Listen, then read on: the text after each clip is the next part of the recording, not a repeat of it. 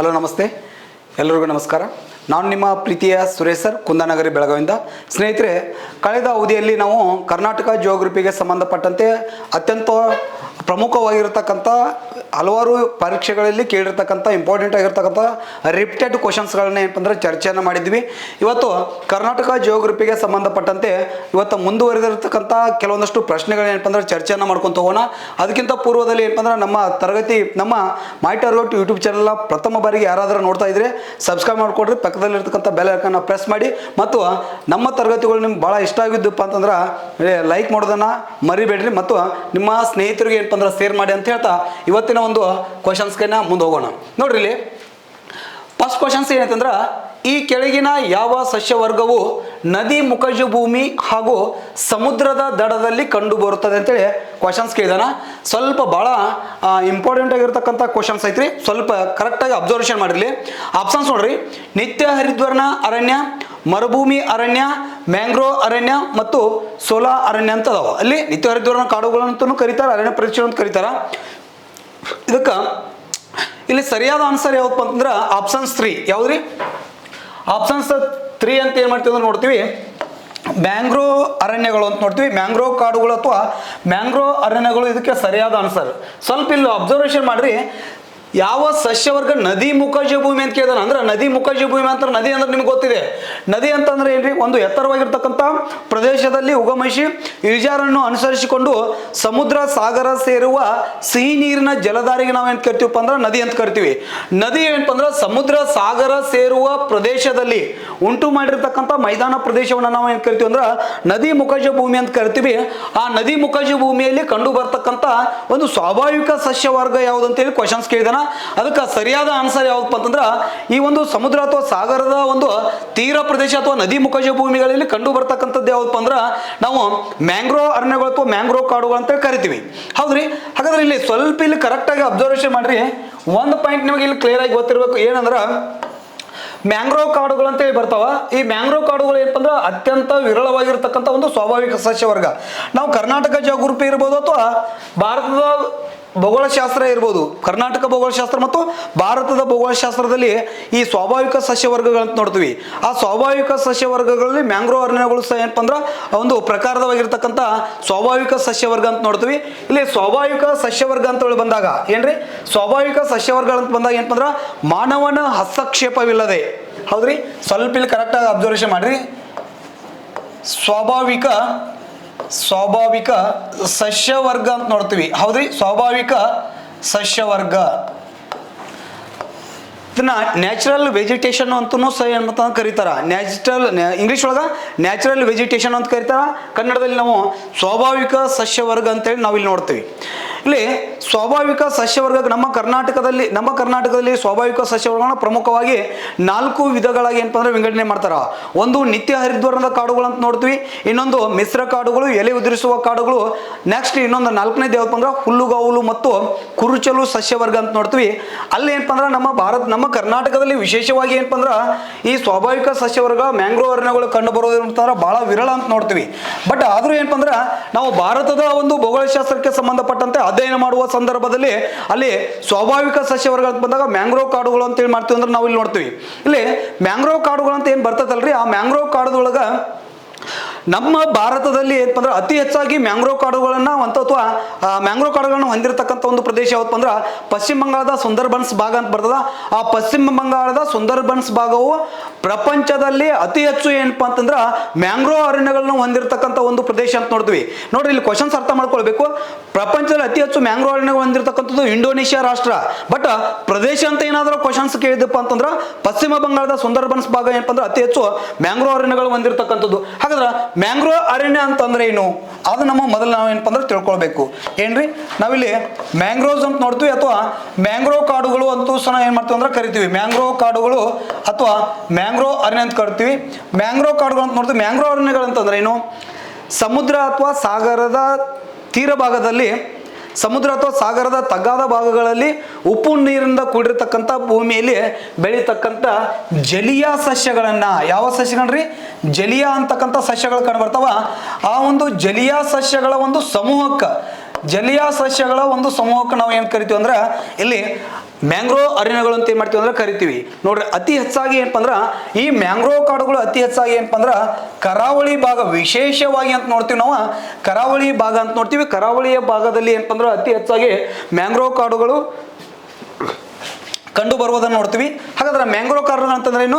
ಸಮುದ್ರ ಅಥವಾ ಸಾಗರದ ತಗ್ಗಾದ ಭಾಗಗಳಲ್ಲಿ ಕಂಡು ಬರ್ತಕ್ಕಂಥ ಉಪ್ಪು ನೀರಿನ ಕೂಡಿರ್ತಕ್ಕಂಥ ಭೂಮಿಯಲ್ಲಿ ಬೆಳೀತಕ್ಕಂಥ ಜಲೀಯ ಸಸ್ಯಗಳ ಒಂದು ಸಮೂಹಕ್ಕೆ ನಾವು ಏನು ಕರಿತೀವಪ್ಪ ಅಂದ್ರೆ ಮ್ಯಾಂಗ್ರೋವ್ ಕಾಡುಗಳು ಅಂತ ಕರಿತೀವಿ. ಹೌದಾ? ಹಾಗಾದ್ರೆ ಈ ಮ್ಯಾಂಗ್ರೋವ್ ಕಾಡುಗಳನ್ನ ಇನ್ನೊಂದು ಅರ್ಥದಲ್ಲಿನೂ ಏನು ಮಾಡ್ತಂದ್ರ ಅವುಗಳನ್ನ ಕರೀತಾರ ಏನಪ್ಪ ಅಂದ್ರೆ ಇವುಗಳನ್ನ ಉಬ್ಬರ ವಿಳಿತ, ಯಾವ ವಿಳಿತ? ಉಬ್ಬರ ವಿಳಿತ ಸಸ್ಯವರ್ಗನು ಅಂತ ಏನು ಮಾಡ್ತಾರೆ ಕರೀತಾರ.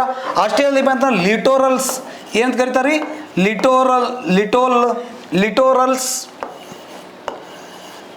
ಲಿಟೋರಲ್ಸ್ ಸಸ್ಯವರ್ಗನು ಅಂತ ಕರೀತಾರ. ಉಬ್ಬರ ವಿಳಿತ ಸಸ್ಯವರ್ಗ ಮತ್ತು ಲಿಟೋರಲ್ಸ್ ಸಸ್ಯವರ್ಗನು ಅಂತ ಏನ್ ಮಾಡ್ತಾರಪ್ಪ ಅಂದ್ರ ಈ ಮ್ಯಾಂಗ್ರೋವ್ ಅರಣ್ಯಗಳು ಕಡಿಯೋದನ್ನ ನಾವು ಇಲ್ಲಿ ನೋಡ್ತೀವಿ. ನೋಡ್ರಿ, ಸ್ವಲ್ಪ ಒಂದು ವಿಶೇಷತೆ ಏನು ಗೊತ್ತಿರ್ಬೇಕಪ್ಪ ಅಂದ್ರ ಈ ಮ್ಯಾಂಗ್ರೋವ್ ಕಾಡುಗಳು ವಿಶೇಷವಾಗಿ ಇವು ಆ ಲವಣಾಂಶ ನಿರೋಧಕವಾಗಿರ್ತಕ್ಕಂಥ ಗುಣವನ್ನು ಹೊಂದಿರ್ತಾವ. ಉಪ್ಪು ನೀರಿಂದ ಅಥವಾ ಲವಣಾಂಶ ಕಡಿಮೆ ಇರತಕ್ಕಂಥ ಪ್ರದೇಶದಲ್ಲಿ ಇವೇನಪ್ಪ ಅಂದ್ರೆ ಅತಿ ಹೆಚ್ಚು ಏನಪ್ಪ ಅಂದ್ರೆ ಮ್ಯಾಂಗ್ರೋವ್ ಅರಣ್ಯಗಳು ಬೆಳೆಯುವುದನ್ನು ಸಹ ಏನು ಮಾಡ್ತೀವಿ ಅಂದ್ರೆ ನೋಡ್ತೀವಿ. ಸೊ ಆ ಕಾರಣದಿಂದ ನಿಮ್ಗೆ ಮೊದಲೇ ಹೇಳಿದೆ ಏನಪ್ಪ ಅಂದ್ರೆ ಕರಾವಳಿಯ ಪ್ರದೇಶದಲ್ಲಿ, ಕರಾವಳಿ ಭಾಗ ಅಂತ ನೋಡಿದಾಗ ಸಮುದ್ರ ಅಥವಾ ಸಾಗರದ ದಂಡೆ ಭಾಗದಲ್ಲಿ ಏನಪ್ಪ ಅಂದ್ರೆ ಮ್ಯಾಂಗ್ರೋವ್ ಅರಣ್ಯಗಳು ಕಂಡು ಬರುವುದನ್ನು ನಾವು ಇಲ್ಲಿ ನೋಡ್ತೀವಿ. ಈ ಮ್ಯಾಂಗ್ರೋವ್ ಅರಣ್ಯಗಳು ಅತಿ ಹೆಚ್ಚಾಗಿ ನಮ್ಮ ಭಾರತದಲ್ಲಿ ಅತಿ ಹೆಚ್ಚಾಗಿ ಎಲ್ಲಿ ಕಂಡು ಬರ್ತಾವೆ. ಮತ್ತು ಅಷ್ಟೇ ಅಲ್ಲದೆ ಏನಪ್ಪ ಅಂದ್ರೆ ಮ್ಯಾಂಗ್ರೋವ್ ಅರಣ್ಯಗಳನ್ನ ವಿಶಿಷ್ಟ ಜೀವ ಪರಿಸರ ವ್ಯವಸ್ಥೆ ಅಂತ ಕರೀತಾರೆ. ನೋಡ್ರಿ, ಇಲ್ಲಿ ಯಾಕೆ ಈ ಮ್ಯಾಂಗ್ರೋವ್ ಅರಣ್ಯಗಳನ್ನ ವಿಶಿಷ್ಟ ಜೀವ ಪರಿಸರ ವ್ಯವಸ್ಥೆ ಅಂತ ಕರೀತಾರೆ ಅಂದ್ರೆ ಇಲ್ಲಿ ನೋಡ್ರಿ, ಇದನ್ನ ನಾವು ಈ ಭಾಗ ಏನಪ್ಪ ಅಂದ್ರೆ ನಾವು ಜಲಭಾಗ ಅಂತ ನೋಡ್ತೀವಿ. ಇದನ್ನ ಏನಪ್ಪ ಅಂದ್ರೆ ಈ ಒಂದು ಭಾಗವನ್ನ ಭೂಭಾಗ ಅಂತ ನೋಡ್ತೀವಿ. ಜಲಭಾಗ ಮತ್ತು ಭೂಭಾಗ ಕಂಡು ಬರ್ತಕ್ಕಂಥ ಜಲಭಾಗ ಮತ್ತು ಭೂಭಾಗದ ಮಧ್ಯದಲ್ಲಿ ಕಂಡು ಬರ್ತಕ್ಕಂಥ ಪ್ರದೇಶದಲ್ಲಿ ಬೆಳೀತಕ್ಕಂಥ ಒಂದು ಸ್ವಾಭಾವಿಕ ಸಸ್ಯವರ್ಗನ ವಿಶಿಷ್ಟ ಜೀವ ಪರಿಸರ ವ್ಯವಸ್ಥೆ ಅಂತ ಕರಿತೀವಿ, ಅಥವಾ ಎಕೋಸಿಸ್ಟಮ್ ಅಂತನೂ ಏನಪ್ಪ ಅಂದ್ರೆ ಇಂಗ್ಲಿಷ್ ಒಳಗೆ ಕರೀತಾರ. ವಿಶಿಷ್ಟ ಜೀವ ಪರಿಸರ ವ್ಯವಸ್ಥೆ ಅಂತಂದ್ರೆ ಜಲಭಾಗ ಮತ್ತು ಭೂಭಾಗದ ಹಂಚಿಕೆ ಇರ್ತಕ್ಕಂಥ ಒಂದು ಭಾಗದಲ್ಲಿ ಬೆಳೀತಕ್ಕಂಥ ವಿಶಿಷ್ಟ ಜೀವ ಪರಿಸರ ಬೆಳೀತಕ್ಕಂಥ ಸ್ವಾಭಾವಿಕ ಸಸ್ಯವರ್ಗವನ್ನ ನಾವು ವಿಶಿಷ್ಟ ಜೀವ ಪರಿಸರ ವ್ಯವಸ್ಥೆ ಅಂತ ಏನ್ ಮಾಡ್ತೀವಿ ಅಂತ ಕರಿತೀವಿ, ಅಥವಾ ಎಕೋಸಿಸ್ಟಮ್ ಅಂತ ಏನ್ ಮಾಡ್ತೀವಿ ಅಂತ ಕರಿತೀವಿ. ಈ ಒಂದು ಭಾಗದಲ್ಲಿ ಏನಾಗ್ತಾವಪ್ಪ ಅಂತಂದ್ರೆ ಈ ಮ್ಯಾಂಗ್ರೋವ್ ಅರಣ್ಯಗಳು ಅತಿ ಹೆಚ್ಚು ಪ್ರಮಾಣದಲ್ಲಿ ಏನಪ್ಪ ಅಂದ್ರೆ ಬೆಳೆಯುವುದನ್ನ ಏನ್ ಮಾಡ್ತೀವಿ ಅಂತ ನೋಡ್ತೀವಿ. ಸೊ ಆ ಕಾರಣದಿಂದ ಏನಪ್ಪ ಅಂದ್ರೆ ಇವುಗಳನ್ನ ಉಬ್ಬರ ವಿಳಿತ ಸಸ್ಯವರ್ಗ ಅಥವಾ ಲಿಟೋರಲ್ಸ್ ಸ್ವಾಭಾವಿಕ ಸಸ್ಯವರ್ಗನು ಅಂತ ಏನ್ ಮಾಡ್ತಾರೆ ಅಂದ್ರೆ ಈ ಮ್ಯಾಂಗ್ರೋವ್ ಅರಣ್ಯಗಳು ಕರೆಯುವುದನ್ನ ನಾವು ಇಲ್ಲಿ ನೋಡ್ತೀವಿ. ಹಾಗಾದ್ರೆ ಭಾರತದ ಒಟ್ಟು ಅರಣ್ಯ ಪ್ರದೇಶದಲ್ಲಿ ಏನಪ್ಪ ಅಂದ್ರೆ ನಮ್ಮ ಮ್ಯಾಂಗ್ರೋವ್ ಅರಣ್ಯಗಳು ಎಷ್ಟು ಅದಾವಪ್ಪ ಅಂತಂದ್ರೆ ಎಷ್ಟು ಚದರ ಕಿಲೋಮೀಟರ್ದಲ್ಲಿ ವಿಸ್ತೀರ್ಣಗೊಂಡಿದವಪ್ಪ ಅಂದ್ರೆ ಸುಮಾರು 6642 ಚದರ ಕಿಲೋಮೀಟರ್ ಅಂತ ನೋಡ್ತೀವಿ. 6662 ಚದರ ಕಿಲೋಮೀಟರ್ ವಿಸ್ತೀರ್ಣದಲ್ಲಿ ಭಾರತದಲ್ಲಿ ಏನಾಗ್ತಾವಪ್ಪ ಅಂದ್ರೆ ಮ್ಯಾಂಗ್ರೋವ್ ಅರಣ್ಯಗಳು ಕಂಡು ಬಂದು ಭಾರತದ ಒಟ್ಟು ಅರಣ್ಯ ಪ್ರದೇಶದಲ್ಲಿ ಏನಪ್ಪ ಅಂದ್ರೆ ಸುಮಾರು 0.14% ಏನಪ್ಪ ಅಂತಂದ್ರೆ ಈ ಒಂದು ಏನಪ್ಪ ಅಂದ್ರೆ ಮ್ಯಾಂಗ್ರೋವ್ ಅರಣ್ಯಗಳು ಕಂಡು ಬರುವುದನ್ನು ನಾವು ಇಲ್ಲಿ ನೋಡ್ತೀವಿ. ಸ್ವಲ್ಪ ಕರೆಕ್ಟಾಗಿ ಅಬ್ಸರ್ವೇಷನ್ ಮಾಡ್ರಿ. ಭಾರತದಲ್ಲಿ ಒಟ್ಟು ಮ್ಯಾಂಗ್ರೋವ್ ಅರಣ್ಯಗಳ ಒಟ್ಟು ವಿಸ್ತೀರ್ಣ ಎಷ್ಟೈತಿ ಅಂದ್ರೆ 4662 ಚದರ ಕಿಲೋಮೀಟರ್ ವಿಸ್ತೀರ್ಣ ಐತಿ. ಭಾರತದ ಒಟ್ಟು ಭೌಗೋಳಿಕ ಕ್ಷೇತ್ರದಲ್ಲಿ ಕಂಡು ಬರ್ತಕ್ಕಂಥ ಅರಣ್ಯ ಪ್ರದೇಶದಲ್ಲಿ ಮ್ಯಾಂಗ್ರೋವ್ ಅರಣ್ಯಗಳ ಪಾಲು ಎಷ್ಟೈತಿ ಅಂದ್ರೆ 0.14 ಅಥವಾ 0.14% ಏನಪ್ಪ ಅಂದ್ರೆ ಮ್ಯಾಂಗ್ರೋವ್ ಅರಣ್ಯಗಳ ಪ್ರದೇಶ ಇರುವುದನ್ನು ನಾವು ಇಲ್ಲಿ ನೋಡ್ತೀವಿ. ಹಾಗಾದ್ರೆ ಭಾರತದಲ್ಲಿ ಅತಿ ಹೆಚ್ಚು ಮ್ಯಾಂಗ್ರೋವ್ ಅರಣ್ಯಗಳು ಕಂಡು ಬರುವುದಿಲ್ಲಿ. ಸ್ವಲ್ಪ ಇಲ್ಲಿ ಕರೆಕ್ಟಾಗಿ ಅಬ್ಸರ್ವೇಷನ್ ಮಾಡ್ರಿ. ಭಾರತದಲ್ಲಿ ಅತಿ ಹೆಚ್ಚು ಮ್ಯಾಂಗ್ರೋವ್ ಅರಣ್ಯಗಳು ಕಂಡು ಬರ್ತಕ್ಕಂಥದ್ದು ಎಲ್ಲಿಪ್ಪ ಅಂದ್ರೆ ಇಲ್ಲಿ ನೋಡ್ರಿ, ಮ್ಯಾಂಗ್ರೋವ್ ಅರಣ್ಯಗಳು ಭಾರತದಲ್ಲಿ ಅತಿ ಹೆಚ್ಚು ಕಂಡು ಬರ್ತಕ್ಕಂಥದ್ದು ಎಲ್ಲಿಪ್ಪ ಅಂದ್ರೆ ಇಲ್ಲಿ ನೋಡ್ರಿ, ಸ್ವಲ್ಪ ಕರೆಕ್ಟಾಗಿ ಅಬ್ಸರ್ವೇಷನ್ ಮಾಡ್ಬೇಕ್ರಿ. ಅತಿ ಹೆಚ್ಚಾಗಿ ಏನಪ್ಪ ಅಂದ್ರೆ ಈ ಒಂದು ಕರಾವಳಿಯ ಭಾಗದಲ್ಲಿ ಏನಪ್ಪ ಅಂದ್ರೆ ಇವು ಮ್ಯಾಂಗ್ರೋವ್ ಅರಣ್ಯಗಳು ಕಂಡು ಬರ್ತಕ್ಕಂಥದ್ದು ನೋಡ್ತೀವಿ. ಪಶ್ಚಿಮ ಬಂಗಾಳ ಅಂತ ನೋಡ್ತೀವಿ, ವೆಸ್ಟ್ ಬೆಂಗಾಲ್ ಅಥವಾ ಪಶ್ಚಿಮ ಬಂಗಾಳ ಅಂತ ನೋಡ್ತೀವಿ. ಈ ಒಂದು ಪಶ್ಚಿಮ ಬಂಗಾಳದ ಸುಂದರ್ಬನ್ಸ್ ಅಂತ ಬರ್ತದ. ಯಾವ್ದ್ರಿ? ಸುಂದರ್ಬನ್ಸ್. ಆ ಸುಂದರ್ಬನ್ಸ್ ಭಾಗದಲ್ಲಿ ಏನಪ್ಪ ಅಂದ್ರೆ ಅತಿ ಹೆಚ್ಚಾಗಿ ಏನಪ್ಪ ಅಂದ್ರೆ ಭಾರತದಲ್ಲಿ ಏನಾಗ್ತಾವಪ್ಪ ಅಂದ್ರೆ ಮ್ಯಾಂಗ್ರೋವ್ ಅರಣ್ಯಗಳು ಕಂಡು ಬರ್ತಾವ. ಅಷ್ಟೇ ಅಲ್ಲದೆ ಏನಪ್ಪ ಅಂದ್ರೆ ಈ ಸುಂದರ್ಬನ್ಸ್ ನದಿ ಮುಖಜ ಭೂಮಿ ಅಥವಾ ಗಂಗಾ ನದಿ ಮುಖಜ ಭೂಮಿ ಅಂತ ಕರಿತೀವಿ. ಸುಂದರ್ಬನ್ಸ್ ನದಿ ಮುಖಜ ಭೂಮಿ ಅಥವಾ ಗಂಗಾ ನದಿ ಮುಖಜ ಭೂಮಿ ಒಳಗೆ ಏನಪ್ಪ ಅಂದ್ರೆ ಪ್ರಪಂಚದಲ್ಲಿಯೇ ಪ್ರಪಂಚ ಅಂತ ನೋಡ್ತೀವಿ. ಪ್ರಪಂಚದಲ್ಲಿಯೇ ಅತಿ ಹೆಚ್ಚು ಮ್ಯಾಂಗ್ರೋವ್ ಅರಣ್ಯಗಳು ಎಲ್ಲಿ ಕಂಡು ಬರ್ತಾವಪ್ಪ ಅಂತಂದ್ರೆ ಇದೇ ಪಶ್ಚಿಮ ಬಂಗಾಳದಲ್ಲಿ ಕಂಡು ಬರ್ತಾವ. ಕನ್ಫ್ಯೂಸ್ ಮಾಡ್ಕೋಬಾರ್ದು. ಈಗಾಗಲೇ ನಾನು ನಿಮ್ಗೆ ಹೇಳಿದ್ದೀನಿ, ಪ್ರಪಂಚದಲ್ಲಿ ಅತಿ ಹೆಚ್ಚು ಮ್ಯಾಂಗ್ರೋವ್ ಅರಣ್ಯಗಳು ಹೊಂದಿರತಕ್ಕಂಥ ರಾಷ್ಟ್ರ ಅಂದ್ರೆ ಇಂಡೋನೇಷಿಯಾ. ಬಟ್ ಪ್ರದೇಶ ಅಂತ ಏನಾದ್ರೂ ಕೇಳಿದಪ್ಪ ಅಂದ್ರೆ ಪಶ್ಚಿಮ ಬಂಗಾಳದ ಸುಂದರ್ಬನ್ಸ್ ಅಥವಾ ಗಂಗಾ ನದಿ ಮುಖಜ ಭೂಮಿ ಒಳಗೆ ಏನಪ್ಪ ಅಂದ್ರೆ ಅತಿ ಹೆಚ್ಚು ಕಂಡು ಬರ್ತಾವ. ಅಷ್ಟೇ ಅಲ್ಲ ಏನಪ್ಪ ಅಂದ್ರೆ ಈ ಒಂದು ಒಡಿಶಾ ಭಾಗ ಅಂತ ಬರ್ತದ, ಎಲ್ರಿ ಒಡಿಶಾ ಅಂತ ನೋಡ್ತೀವಿ. ಈ ಒಡಿಶಾದ ಬೈತರ್ ಅಂತಕ್ಕಂಥ ಬೈತರ್ ಕನಿಕಾ ರಾಷ್ಟ್ರೀಯ ಉದ್ಯಾನ ಕಂಡು ಬರ್ತದ. ಬೈತರ್ ಕನಿಕಾ ರಾಷ್ಟ್ರೀಯ ಉದ್ಯಾನ ಇರಬಹುದು ಮತ್ತು ಮಹಾನದಿ ಮುಖಜ ಭೂಮಿ ಅಂತ ನೋಡ್ತೀವಿ. ಮಹಾನದಿ ಮುಖಜ ಭೂಮಿ ಮತ್ತು ಬೈತರ್ ಕನಿಕಾ ರಾಷ್ಟ್ರೀಯ ಉದ್ಯಾನವನದ ಭಾಗದಲ್ಲಿ ಏನಪ್ಪ ಅಂದ್ರೆ ಇಲ್ಲಿ ಅತಿ ಹೆಚ್ಚಾಗಿ ಏನಪ್ಪ ಅಂದ್ರೆ ಮ್ಯಾಂಗ್ರೋವ್ ಅರಣ್ಯಗಳು ಕಂಡು ಬರ್ತಕ್ಕಂಥದ್ದು ನೋಡ್ತೀವಿ. ಅಷ್ಟೇ ಅಲ್ಲ ಏನಪ್ಪ ಅಂದ್ರೆ ಆಂಧ್ರ ಪ್ರದೇಶ ನೋಡ್ತೀವಿ. ಆಂಧ್ರ ಪ್ರದೇಶದ ಕೃಷ್ಣಾ ಮತ್ತು ಗೋದಾವರಿ ಮುಖಜ ಭೂಮಿ ಅಂತ ಕಂಡು ಬರ್ತದ. ಈ ಕೃಷ್ಣ ಮತ್ತು ಏನಪ್ಪ ಅಂದ್ರೆ ಗೋದಾವರಿ ನದಿ ಮುಖಜ ಭೂಮಿಯೊಳಗ ಈ ಮ್ಯಾಂಗ್ರೋವ್ ಅರಣ್ಯಗಳು ಕಂಡು ಬರ್ತಕ್ಕಂಥದ್ದನ್ನು ನಾವು ಇಲ್ಲಿ ನೋಡ್ತೀವಿ. ನೆಕ್ಸ್ಟ್ ತಮಿಳುನಾಡು ರಾಜ್ಯ ಅಂತ ಕಂಡು ಬರ್ತದ. ತಮಿಳುನಾಡು ರಾಜ್ಯದ ಮುತ್ತುಪೇಟೆ, ಯಾವ್ದ್ರಿ ಮುತ್ತುಪೇಟ. ನೆಕ್ಸ್ಟ್ ಪೇಜಾವರಂ ಪಾಯಿಂಟ್ ಕ್ಯಾಲಿಮರ್ ಅಂತ ಬರ್ತದ. ಯಾವ್ದ್ರಿ ಮುತ್ತುಪೇಟ ಅಂತ ನೋಡ್ತೀವಿ, ಪೇಜಾವರಂ ಅಂತ ನೋಡ್ತೀವಿ. ನೆಕ್ಸ್ಟ್ ಪಾಯಿಂಟ್ ಕ್ಯಾಲಿಮರ್ ಅಂತಕ್ಕಂಥ ಒಂದು ಸ್ಥಳ ಕಂಡು ಬರ್ತದ. ಆ ಪಾಯಿಂಟ್ ಕ್ಯಾಲಿಮರ್ ಈ ಒಂದು ತಮಿಳುನಾಡು ರಾಜ್ಯದಲ್ಲಿ ಮ್ಯಾಂಗ್ರೋವ್ ಅರಣ್ಯಗಳು ಕಂಡು ಬರ್ತಕ್ಕಂಥ ಸ್ಥಳಗಳಂತ ನೋಡ್ತೀವಿ. ಅಷ್ಟೇ ಅಲ್ಲ ಏನಪ್ಪ ಅಂದ್ರೆ ಕೇರಳ ರಾಜ್ಯ ಅಂತ ನೋಡ್ತೀವಿ. ಎಲ್ರಿ ಕೇರಳ ರಾಜ್ಯದ ಇಲ್ಲಿ ವೆಂಬನಾಡು ಅಂತಕ್ಕಂಥ ಪ್ರದೇಶ ಕಂಡು ಬರ್ತದೆ. ವೆಂಬನಾಡು ಸರೋವರ ಕಂಡು ಬರ್ತದಲ್ರಿ, ವೆಂಬನಾಡು ಇರಬಹುದು. ಅಷ್ಟೇ ಅಲ್ಲ ಏನಪ್ಪ ಅಂದ್ರೆ ಅಷ್ಟಮುಡಿ ಸರೋವರ, ವೆಂಬನಾಡು ಮತ್ತು ಏನಪ್ಪ ಅಂದ್ರೆ ಅಷ್ಟಮುಡಿ ಸರೋವರ ಅಂತ ನೋಡ್ತೀವಿ. ಈ ಅಷ್ಟಮುಡಿ ಸರೋವರ ಭಾಗ ಮತ್ತು ವೆಂಬನಾಡು ಭಾಗದಲ್ಲಿ ಕೇರಳ ರಾಜ್ಯದಲ್ಲಿ ಈ ಒಂದು ಮ್ಯಾಂಗ್ರೋವ್ ಅರಣ್ಯಗಳು ಕಂಡು ಬರುವುದನ್ನು ನಾವಿಲ್ಲಿ ನೋಡ್ತೀವಿ. ಕೇರಳ ಭಾಗದೊಳಗೆ ಅತಿ ಹೆಚ್ಚಾಗಿ ಏನಪ್ಪ ಅಂದ್ರೆ ಅಷ್ಟಮುಡಿ ಭಾಗದಲ್ಲಿ ಅತಿ ಹೆಚ್ಚು ಏನಪ್ಪ ಅಂದ್ರೆ ಮ್ಯಾಂಗ್ರೋವ್ ಅರಣ್ಯಗಳು ಕಂಡು ಬರ್ತಾವ. ಇನ್ನು ನಮ್ಮ ಕರ್ನಾಟಕ ಅಂತ ಬಂದಾಗ ನಮ್ಮ ಕರ್ನಾಟಕ ರಾಜ್ಯ ಅಂತ ಬಂದಾಗ ಕರ್ನಾಟಕ ರಾಜ್ಯದಲ್ಲಿ ಅತಿ ಹೆಚ್ಚು ಏನಪ್ಪ ಅಂದ್ರೆ ಮ್ಯಾಂಗ್ರೋವ್ ಅರಣ್ಯಗಳು ಉಡುಪಿ ಜಿಲ್ಲೆಯ ಕುಂದಾಪುರ. ಮ್ಯಾಂಗ್ರೋವ್ ಅರಣ್ಯಗಳು ಉಡುಪಿ ಜಿಲ್ಲೆಯ ಕುಂದಾಪುರ ಅಂತ ನೋಡ್ತೀವಿ. ಈ ಉಡುಪಿ ಜಿಲ್ಲೆಯ ಕುಂದಾಪುರದಲ್ಲಿ ಏನಪ್ಪ ಅಂದ್ರೆ ಕರ್ನಾಟಕದಲ್ಲಿ ಏನಪ್ಪ ಅಂದ್ರೆ ಅತಿ ಹೆಚ್ಚು ಮ್ಯಾಂಗ್ರೋವ್ ಅರಣ್ಯಗಳು ಕಂಡು ಬರುವುದನ್ನು ನೋಡ್ತೀವಿ. ಸ್ವಲ್ಪ ಕರೆಕ್ಟಾಗಿ ಅಬ್ಸರ್ವೇಷನ್ ಮಾಡ್ರಿ. ಈ ಕ್ವಶನ್ಸ್ ಬಹಳ ಸಲ ಕೇಳಿದಾನೆ. ಏನಂತಂದ್ರೆ ಕರ್ನಾಟಕದಲ್ಲಿ ಮ್ಯಾಂಗ್ರೋವ್ ಅರಣ್ಯಗಳು ಕಂಡು ಬರುವ ಏಕೈಕ ಸ್ಥಳ ಯಾವುದಂತ ಕೇಳಿದಾನ. ಉಡುಪಿ ಜಿಲ್ಲೆಯ ಕುಂದಾಪುರದಲ್ಲಿ ಏನಪ್ಪ ಅಂದ್ರೆ ಅತಿ ಹೆಚ್ಚು ಏನಪ್ಪ ಅಂದ್ರೆ ಮ್ಯಾಂಗ್ರೋವ್ ಅರಣ್ಯಗಳು ಕಂಡು ಬರ್ತಕ್ಕಂಥದ್ದು ನೋಡ್ತೀವಿ ನಾವು. ನೆಕ್ಸ್ಟ್ ಈ ಮಹಾರಾಷ್ಟ್ರ ಅಂತ ನೋಡ್ತೀವಿ. ಮಹಾರಾಷ್ಟ್ರ ರಾಜ್ಯದ ರತ್ನಗಿರಿ ಅಂತಕ್ಕಂಥ ಸ್ಥಳ ಕಂಡು ಬರ್ತದೆ. ಯಾವ್ದ್ರಿ ರತ್ನಗಿರಿ ಅಂತ ನೋಡ್ತೀವಿ, ಮಹಾರಾಷ್ಟ್ರದ ರತ್ನಗಿರಿ ಭಾಗ. ನೆಕ್ಸ್ಟ್ ಗುಜರಾತ್ ರಾಜ್ಯದ ಯಾವ ರಾಜ್ಯ ರೀ? ಗುಜರಾತ್ ರಾಜ್ಯದ ಕಾತೆವಾಡ ಪ್ರದೇಶ, ಕಚ್ ಮತ್ತು ಏನಪ್ಪ ಅಂದ್ರೆ ಕಾತೆವಾಡ ಅಂತ ನೋಡ್ತೀವಿ. ಗುಜರಾತ್ ಮತ್ತು ಏನಪ್ಪ ಅಂದ್ರೆ ಕಾತೆವಾಡ ಭಾಗ. ಈ ಕಾತೆವಾಡ ಭಾಗ ಇರಬಹುದು ಅತಿ ಹೆಚ್ಚು ಏನಪ್ಪ ಅಂದ್ರೆ ಮ್ಯಾಂಗ್ರೋವ್ ಅರಣ್ಯಗಳು ಕಂಡು ಬರ್ತಕ್ಕಂಥ ಸ್ಥಳಗಳು ಅಂತ ನೋಡ್ತೀವಿ. ನಮ್ಮ ಭಾರತದಲ್ಲಿ ಕಾತೆವಾಡ, ರತ್ನಗಿರಿ, ಕರ್ನಾಟಕದ ಕುಂದಾಪುರ, ಕೇರಳದ ಅಷ್ಟಮುಡಿ ಮತ್ತು ವೆಂಬನಾಡು, ನೆಕ್ಸ್ಟ್ ತಮಿಳುನಾಡು ರಾಜ್ಯದ ಮುತ್ತುಪೇಟೆ, ಆಮ್ಯಾಗ ಏನಪ್ಪ ಅಂದ್ರೆ ಪೇಜಾವರಮ್ಮ, ಪಾಯಿಂಟ್ ಕ್ಯಾಲಿಮರ್ ಅಂತಕ್ಕಂಥ ಒಂದು ಸ್ಥಳ ಕಂಡು ಬರ್ತದ. ನೆಕ್ಸ್ಟ್ ಕೃಷ್ಣ ಮತ್ತು ಗೋದಾವರಿ ನದಿ ಮುಖಜ ಭೂಮಿ, ಬೈತರ್ ಕನಿಕಾ ರಾಷ್ಟ್ರೀಯ ಉದ್ಯಾನವನ ಮತ್ತು ಮಹಾನದಿ ಮುಖಜ ಭೂಮಿ. ಅಷ್ಟೇ ಅಲ್ಲ ಏನಪ್ಪ ಅಂದ್ರೆ ಈ ಒಂದು ಪಶ್ಚಿಮ ಬಂಗಾಳದ ಸುಂದರ್ಬನ್ಸ್ ಭಾಗದಲ್ಲಿ ಏನಪ್ಪ ಅಂದ್ರೆ ಅತಿ ಹೆಚ್ಚು ಏನಾಗ್ತಾವ ಅಂದ್ರೆ ಮ್ಯಾಂಗ್ರೋವ್ ಅರಣ್ಯಗಳು ಕಂಡು ಬರ್ತಕ್ಕಂಥದ್ದು ನಾವಿಲ್ಲಿ ನೋಡ್ತೀವಿ. ಇಷ್ಟು ನಿಮಗೆ ಏನಪ್ಪ ಅಂತಂದ್ರೆ ಎಲ್ಲೆಲ್ಲಿ ನಮ್ಮ ಭಾರತದಲ್ಲಿ ಮ್ಯಾಂಗ್ರೋವ್ ಅರಣ್ಯಗಳು ಹಂಚಿಕೆ ಎಲ್ಲೆಲ್ಲಿ ಆಗಿದೆ ಅನ್ನೋದು ಅಂತಂದ್ರೆ ಗೊತ್ತಿರಬೇಕು. ಇಲ್ಲಿ ಈ ಕರಾವಳಿ ಭಾಗದಲ್ಲಿ ಏನಪ್ಪ ಅಂದ್ರೆ ಮ್ಯಾಂಗ್ರೋವ್ ಅರಣ್ಯಗಳು ಈ ಒಂದು ಸ್ವಾಭಾವಿಕ ಮ್ಯಾಂಗ್ರೋವ್ ಅರಣ್ಯಗಳ ಒಂದು ಕಾಡುಗಳು ಏನಪ್ಪ ಅಂದ್ರೆ ಅತಿ ಹೆಚ್ಚಾಗಿ ಕಂಡುಬರೋದ್ರಿಂದ ಏನಾಗ್ತದಪ್ಪ ಅಂದ್ರೆ ಈ ಸಮುದ್ರ ಅಥವಾ ಸಾಗರದ ಭಾಗಗಳಲ್ಲಿ ಕಂಡು ಬರ್ತಕ್ಕಂಥ ಉಬ್ಬರ ಬೀಳಿತಗಳನ್ನ ಮತ್ತು ದೊಡ್ಡ ಪ್ರಮಾಣದಲ್ಲಿ ಇರತಕ್ಕಂಥ ಅಲೆಗಳನ್ನ ಏನ್ ಮಾಡ್ತಾವಪ್ಪ ಅಂದ್ರೆ ಈ ಮ್ಯಾಂಗ್ರೋವ್ ಅರಣ್ಯಗಳು ತಡೆಗಟ್ಟುವುದನ್ನು ಸಹ ಏನ್ ಮಾಡ್ತೀವಿ ಅಂದ್ರೆ ನಾವಿಲ್ಲಿ ನೋಡ್ತೀವಿ.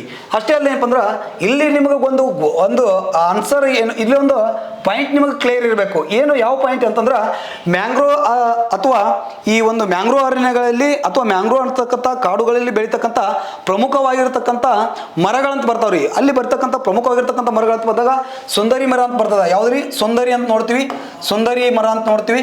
ಆಮ್ಯಾಗ ಸುಂದರಿ, ಬೆಂಡಿ ಅಂತಕ್ಕಂಥ ಒಂದು ಮರ ಬೆಳೀತದ, ಬೆಂಡಿ. ನೆಕ್ಸ್ಟ್ ಕಿಯೋರಾ, ರಿಜೋಪ್ಲೋರಾ. ನೆಕ್ಸ್ಟ್ ಯಾವ್ದ್ರಿ? ರಿಜೋಪ್ಲೋರಾ ಅಂತ ನೋಡ್ತೀವಿ, ರಿಜೋಪ್ಲೋರಾ. ನೆಕ್ಸ್ಟ್ ಬ್ರುಗುಯೇರಾ ಅಂತ ನೋಡ್ತೀವಿ, ಆಮ್ಯಾಗ ಸೋಸ್ನಿ ರಾಟಿಯಾ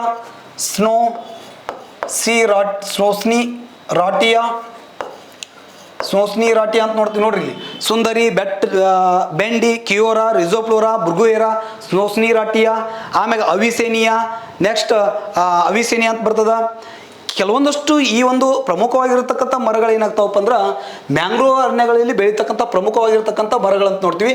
ಅದರೊಳಗೆ ಈ ಸುಂದರಿ ಮರಗಳು ಏನಪ್ಪ ಅಂದ್ರೆ ಅತಿ ಹೆಚ್ಚಿನ ಪ್ರಮಾಣದಲ್ಲಿ ಏನಪ್ಪ ಅಂದ್ರೆ ಕಂಡು ಬರ್ತಾವೆ. ಅದಕ್ಕೆ ಇಲ್ಲಿ ನೋಡ್ರಿ, ಪಶ್ಚಿಮ ಬಂಗಾಳದ ಸುಂದರ್ಬನ್ಸ್ ಭಾಗದಲ್ಲಿ, ಪಶ್ಚಿಮ ಬಂಗಾಳದ ಈ ಒಂದು ಭಾಗದಲ್ಲಿ ಬೆಳೀತಕ್ಕಂಥ ಈ ಮ್ಯಾಂಗ್ರೋವ್ ಅರಣ್ಯಗಳದಾವಲ್ರಿ, ಅಲ್ಲಿ ಅತಿ ಹೆಚ್ಚು ಏನಾಗ್ತಾವ ಸುಂದರಿ ಮರಗಳು ಬೆಳಿತಾವ. ಅದಕ್ಕೆ ಆ ಸುಂದರ್ಬನ್ಸ್ ನದಿ ಮುಖಜ ಭೂಮಿ ಅಥವಾ ಸುಂದರ್ಬನ್ಸ್ ಮ್ಯಾಂಗ್ರೋವ್ ಅರಣ್ಯಗಳು ಅಂತೇಳಿ ಅವುಗಳನ್ನ ಕರೆಯುವುದನ್ನು ಏನು ಮಾಡ್ತೀವಿ ಅಂದ್ರೆ ನಾವಿಲ್ಲಿ ನೋಡ್ತೀವಿ.